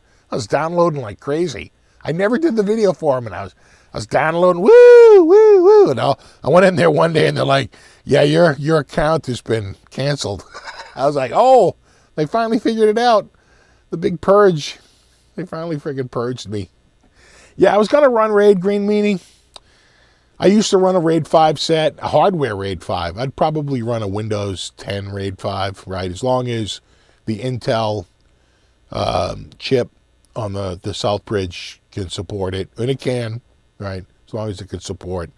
I think it can support 0, 1, 5, JBDO, JBOD. And probably, I don't think it can do RAID 6. And it might be able to do 0+1. But I think Tone King runs 1. Right? He runs a straight up mirror. I'd most likely run 5. All right. But then you need 4 drives. At least 3, but really 4.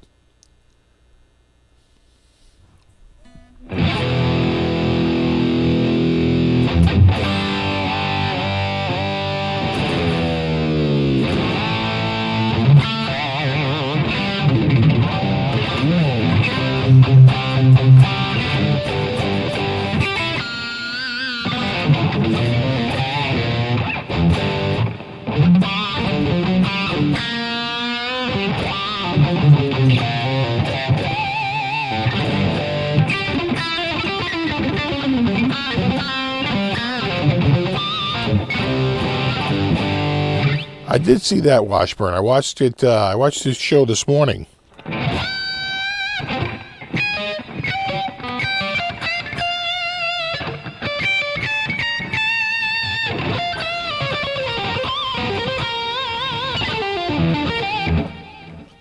Yeah, run RAID 0. See, that's where RAID 5 comes in, because it's kind of like the best of both worlds. You get the striping for the speed, right? It stripes it across multiple disks, just like RAID 0 would. But you also get a parity disk, so you lose one disk, right? Three disks are data, and one disk is a parity stripe. Or 2 disks is data, and 1 disk is a parity stripe. You need at least 3. But I used to run 4. What did I have? 5. I think I had 4. Right? And they were all like 500 meg drives. I had my 1.5 terabyte. Or maybe I was running 5. And they weren't even SATA. They were ATA, big wide ribbon cables. I'm running ATA 66, bro. Might have been ATA 100.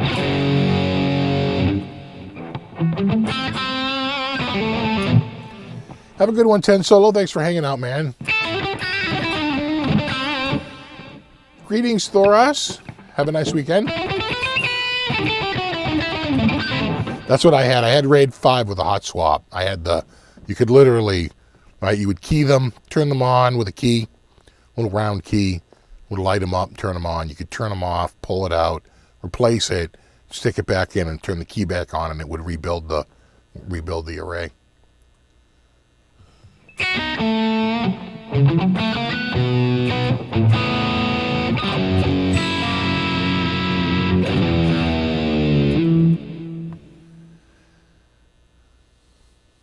Oh, thanks, Music Therapy. Am I doing it on a U-Up? We'll see. I was up early this morning, so I don't know. I was very busy today. I did get quite a bit done, though. Got to the dump, made a big cardboard run, got a bunch of cardboard out of here. I got the friggin' SUV. I have a hybrid, a 2007 Lexus hybrid, right? It's old.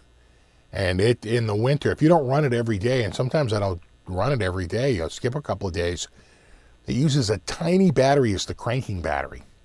It's got a big giant battery in it for the hybrid, but that's not the one that actually starts the engine. It's got this like little motorcycle battery. It's kind of underwhelming, and it's sort of known to be an issue with that particular car. So I charged it up today, and I took my daughter out driving because they're going for their license at the end of March. Trying to give them some driving lessons out there. I actually bought cones off of Amazon, little orange cones, and I take them out and make them like parallel park.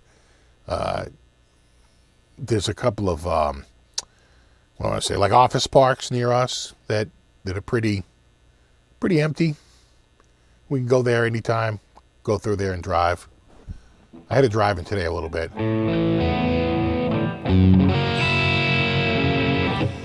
Who do I got tomorrow in the big game? You know, I don't know. I think I'm rooting for the underdog, and I think the underdog is Cincinnati, right? It's Cincinnati. I got to think the Rams are favored, especially where they're at home. But yeah, I might be going Cincy.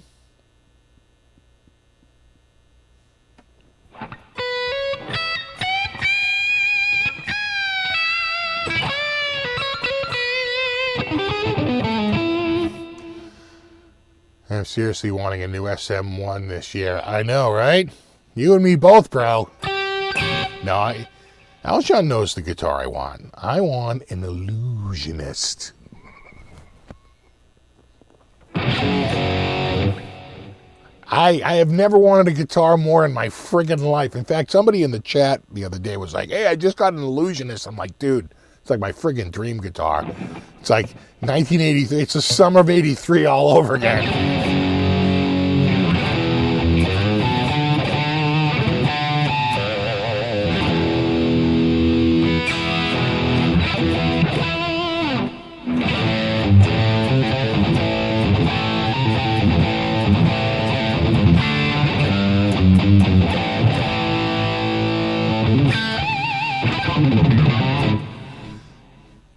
I have not shown my kids how to change a tire, but I did show them how to call AAA. And what you do is you dial this number, and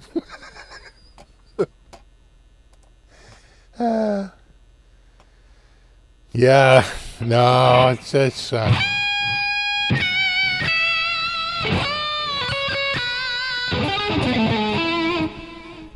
yeah, God, I worked in a tire store starting when I was 14. My God, I could not just change a tire, I could literally change the tire off the rim. Yeah, we used to have a couple of machines. We had a balancer. You know. The worst were the retreads. Oh my God, some of those retreads. Crazy because they never really a straight, never really could get the tread quite straight, so it made the car like shimmy a little bit. My dad used to sell a lot of those retreads though, God. Eventually he stopped though, because he would, he would, you know, I don't know. I never liked the retreads.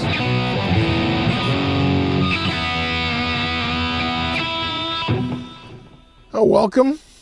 Welcome to the membership, bro. In fact, we just did our first members-only live show the other day.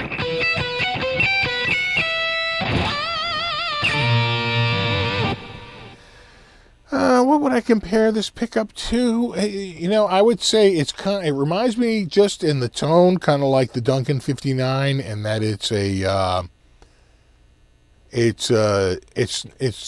not a lot of bass in it, right? It's a more mid and high end, more like the Duncan 59.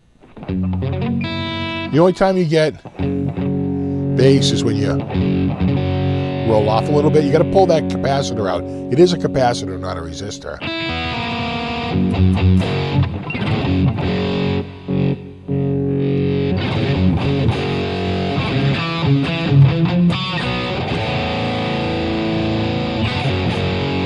My kids don't play guitar. My daughter plays trumpet, though she doesn't really play. She's in the marching band and all that. And my son can play a little piano and a little bit of bass and a little bit of guitar, very little guitar, but really piano. He actually can get pretty good on piano and saxophone. He was in the marching band playing tenor sax. He can play tenor, alto, and the one he was really playing was the big one there, the baritone sax, bari sax.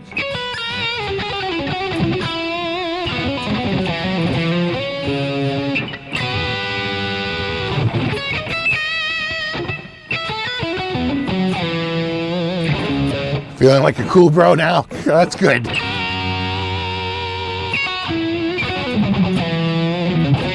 Have a good one, Anthony. Thanks for hanging out.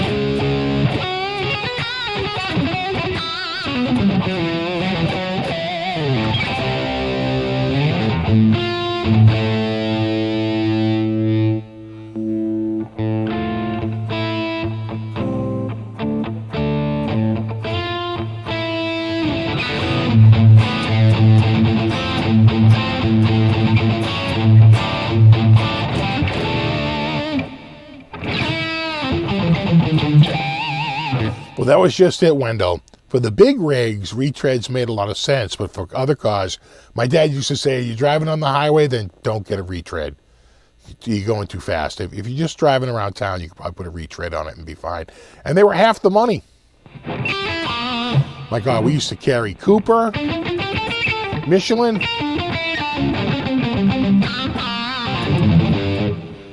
We used to carry Michelin and Cooper were the two brands I really remember.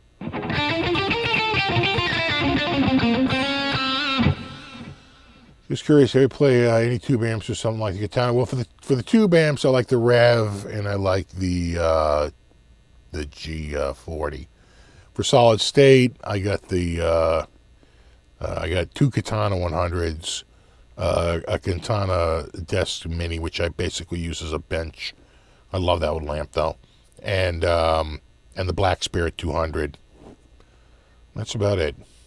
And the R&R friggin' preamp, that thing sounds amazing, especially if I run it through like that Tweed clone from Panama. If I run it through the the effects return, and just use it as a straight up preamp. Oh my God, that thing sounds really good. I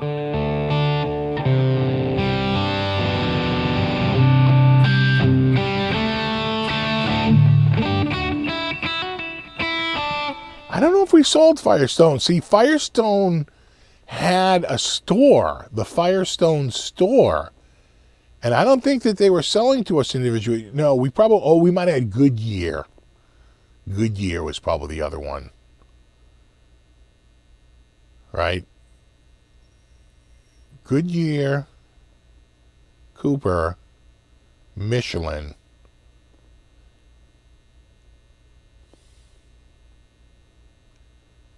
Is there a company that starts with a B?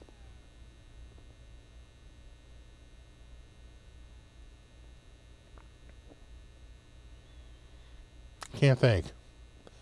You gotta remember, this is 1980 through 1984, 1985. We're talking a long time ago. Bridgestone. Thank you. And Bridgestone. We're getting there, dudes. We're getting there. Bridgestone, definitely. BF Goodrich. That was the other one.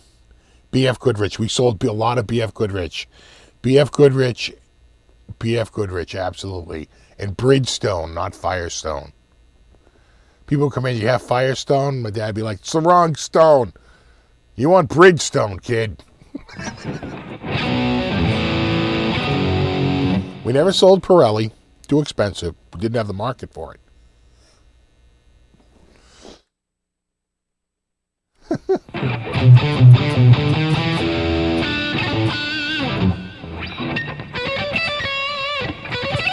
Oh my God, Continental. We probably were.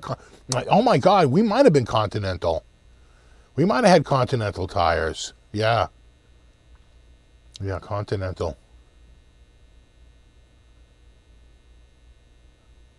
I'm trying to remember the retread brand.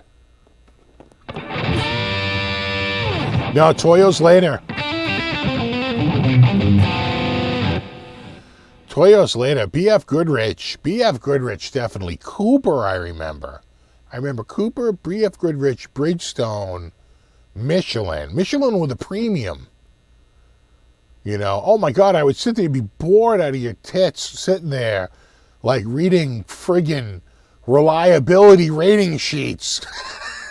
Like, well, this one has a hardness rating of a 3, and this one has a temperature rating of C, a temperature rating of B, and like, I just.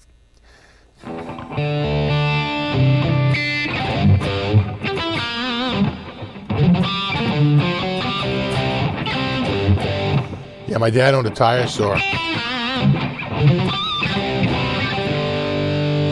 Well, we eventually just became an auto garage, you know, and we did stickers.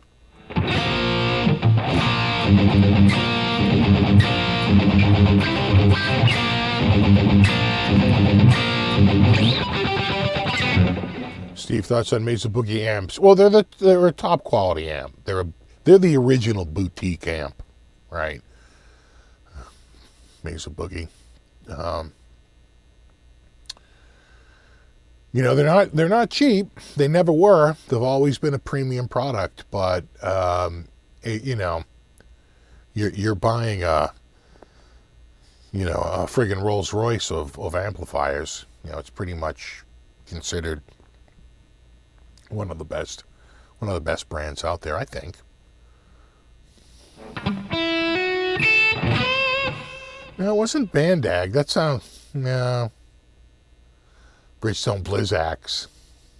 Yeah. People tuning in are like, what the tires?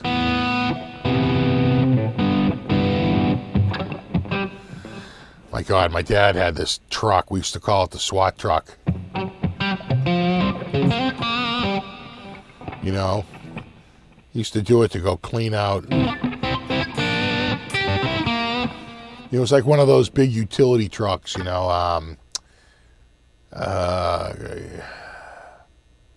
What I want to say, almost like what they would drive around to like collect rags and stuff. It's like the old almost kind of how the old milk trucks. You know what I saw the other day on my street? I saw a milk truck from Crescent Ridge. God, I haven't seen that in a long time. Somebody on the street's got money. Somebody's got some money. Well, what?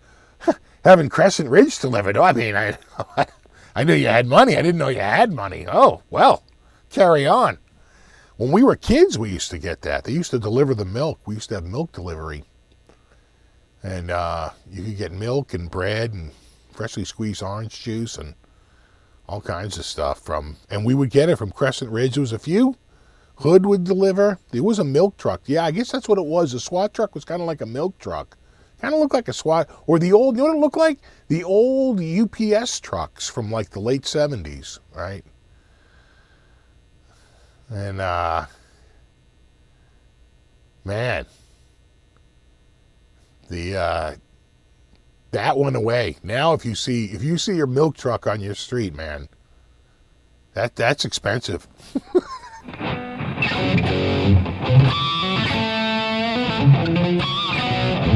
Your grandfather was a milkman. Yeah, no, that was a thing. Milkman was a thing, man. Just as common as a postman. You had a milkman going around and delivering milk.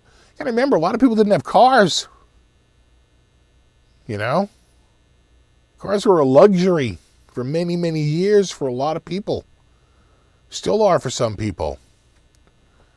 In fact, when I grew up in Boston, you know, the little like neighborhood I lived in, there was a friggin' store on every corner. And mostly that store was built into a bigger house, right? Just like a portion of the house was turned into a store. There was like one on like every couple of blocks. There's stores everywhere, you know? And it's like, why do we need so many stores in such a tiny area? Well, because there's people walked. People, you know, especially elderly people, would go down to this little grocery store and do their grocery shopping. Amazing. Well, those days are long gone. Now it's all mega stores.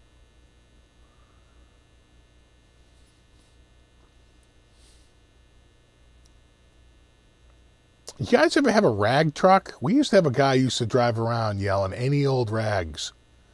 He would want old rags. He would drive very slowly around the neighborhood in like a, I guess it was like almost like a dump truck, but with the wooden sides. Any old rags, any old rags, any old rags. The rag man.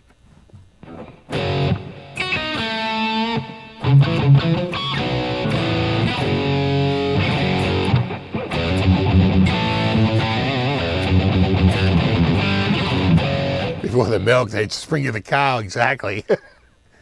Is the pickup F-Space? I don't know. I don't think it has to be, because I think F-Space has to be for Floyd Rose, not a regular Trem. I don't know that it needs to be. I think the Floyd Rose is the one that gives it trouble.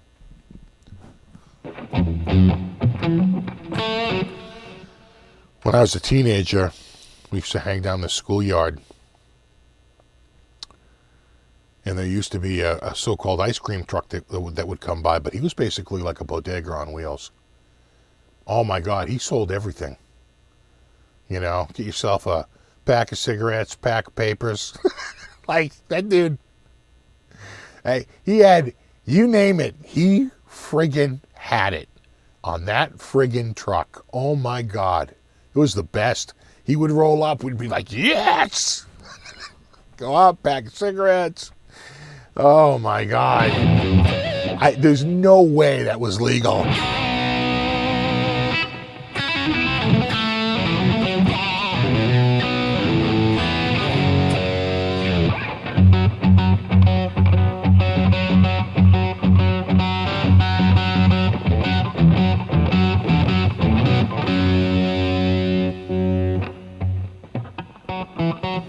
Massachusetts, we had a garbage guy who picked up the food waste in a trap door in the ground next to the house. So we had the same thing. It was the swill bucket, right? It was for like certain garbage that you didn't want animals to get into, and it had a cast iron, a very heavy cast iron. It was basically a cast iron drum in the ground. And you would put your leftover food in there so your trash didn't get ripped apart by animals. And then they would come and take it out of the, we had that same thing, the bucket. The big old lid bucket, yeah. The one day, I did work trash one day for a trash company at an old age home in Boston. And they had a little door next to their regular door. And they would, when you would go there on trash day, you would open up the door, and inside would be their trash. And you would pull it out, and you had a trash barrel on wheels. You would dump it into your trash barrel, pack it down, throw it back in. And my God, there'd be some crazy women screaming, "Don't forget to close my door!" But I remember the one thing I remember about that day is I remember being like, it was hot. It was like June. And probably halfway through, you know. And I remember I turn around, and there's this old lady on the other side of the barrel.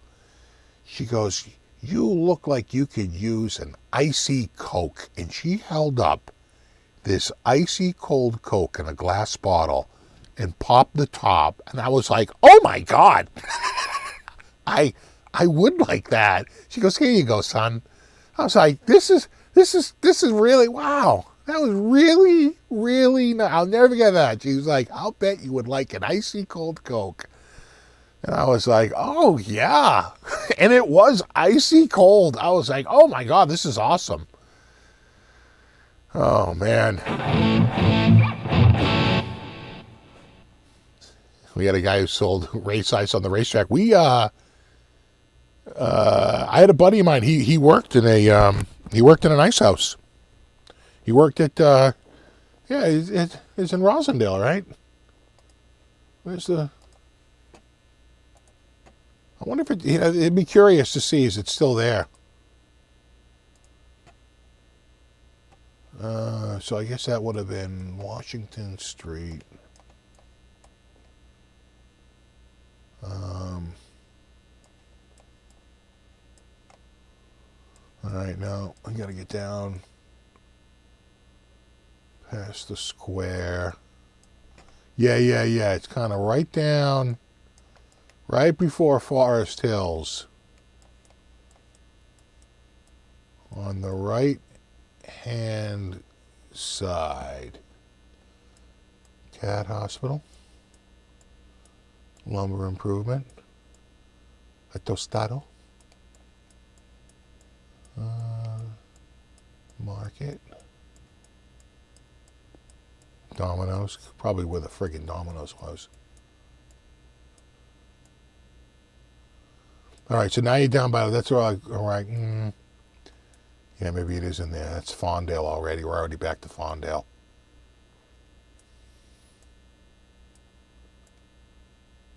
Yeah, and then that's South Street. Yeah, it's probably gone. How long can an ice house last? That's the question. Yeah, it was definitely down the end of Washington Street. Hold on, let's go down a little farther down here. It's definitely right after Rossi Square. Yeah. I'll bet it's where that restaurant is now. I remember going in there. You ever go to an ice house in the middle of the summer? It's a unique experience to walk in there. You think it's cool. You're like, oh, this is cool. But because they have to keep it around 10 or 15 degrees, right? So what's that in Celsius? Like -5, -10?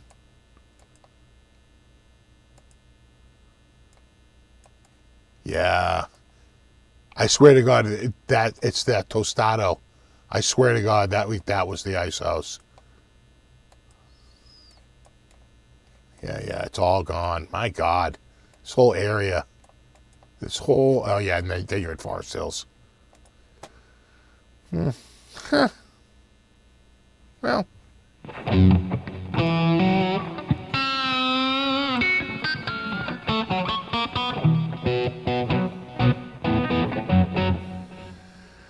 And then I think you'd have to go to, I think there's Boston Ice, right? And you can get dry ice there. Liquid nitrogen. Uh-oh. Telling me you're not receiving me enough?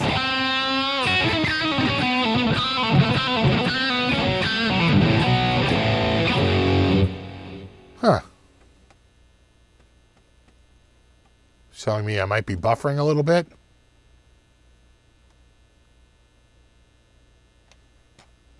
I don't know. Anyway.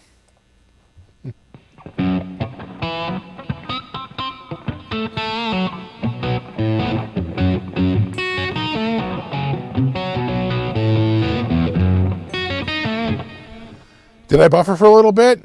Yeah. Fine here, fine there. Okay.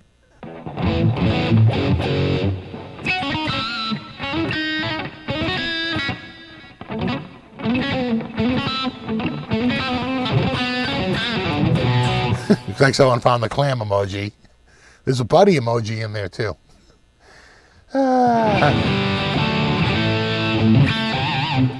Yeah, no, YouTube's giving me a little warning. I've never seen this before.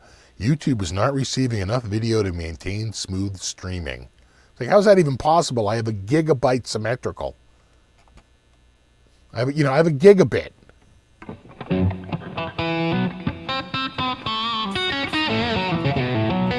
Are you going to buy the JS22? I've been thinking about that.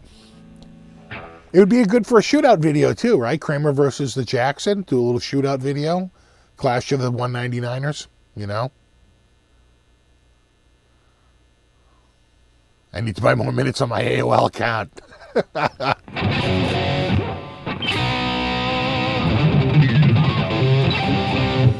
Electro Omega says I've been coming through smooth and clear. Good. Yeah, I think I'm ready. Yeah, maybe I do need a Coke.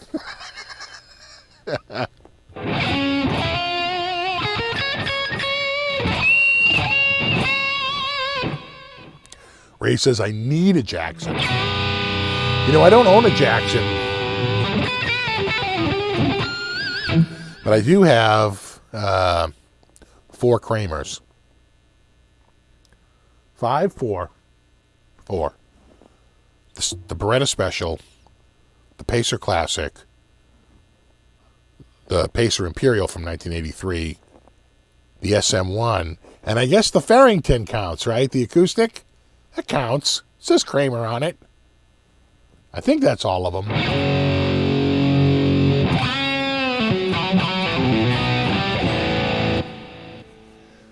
don't know what the nut width is. Did they say? Nut width is 1.679 inches. The correct answer is 1.679. That was going to be my first guess.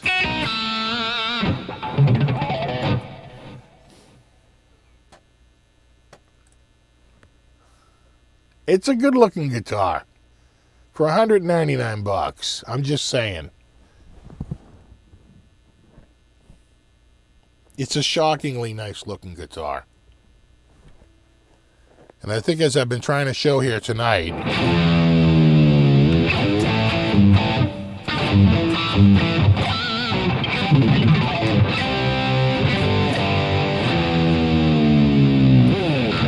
stays in pretty good tune.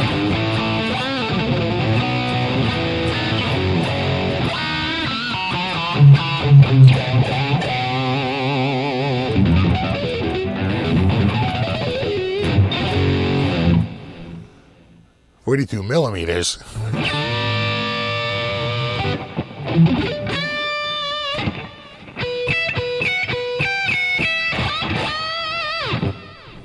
Did you say you clipped out our resistor on the Kramer? It's actually a capacitor, but I did clip it out. I feel like I'm losing I think maybe I need a new battery in my mic here. Well, it's 9:03, and I'm ready to dig into the second half of that. We got Greek tonight. This local place does this wonderful Greek salad and pita bread with tzatziki dip and wonderful chicken kebabs and just rice and just, oh God, it's so good. And it's calling my name. We got some earlier and it was really good. Really, really good. Start out with a little Greek salad, work your way over to a little tzatziki dip. Next thing you know, you got a little rice, maybe a little grilled pork chop, a little grilled chicken skewer. Just saying, it's pretty good. And they throw in a full cheese pizza too, which, it's good for the kids. Yeah, I gotta love tzatziki, right? Now I'm getting hungry. No, you rock. Super awesome, extra special thanks to anyone who hung out tonight, and especially anyone who contributed. Thank you. Very much appreciated. If you are going to buy one of these, just please use the link. And then, of course, a massive bro hug to my mod squad, #mod squad. And You know what? They do carry baklava there, but their desserts are pretty pricey. You know, they rope you in with the meal deal, and then they nail you with those desserts, which they're all in a case. And you're like, oh, how much is the dessert? Well, the cupcake is $12.50. And you're like, this whole meal is $39. You're killing me. Actually, they make a chicken and rice soup with lemon in it that is friggin' amazing. But that's a story for another. That's a recipe for another day. All right. Next week's episode, let's talk about this amazing soup I had. That's a level of quality content. That's true. A little baklava goes a long way. It's the honey, it's so good, crispy. God, I love baklava. Almonds, right? Oh God, it's so good. Anyway, have a wonderful week, guys. I'm going to try to keep more of the videos that I've been doing. Is it going to tell me my connection is excellent? Thank you. That's the praise I need. Now YouTube is telling me I'm excellent.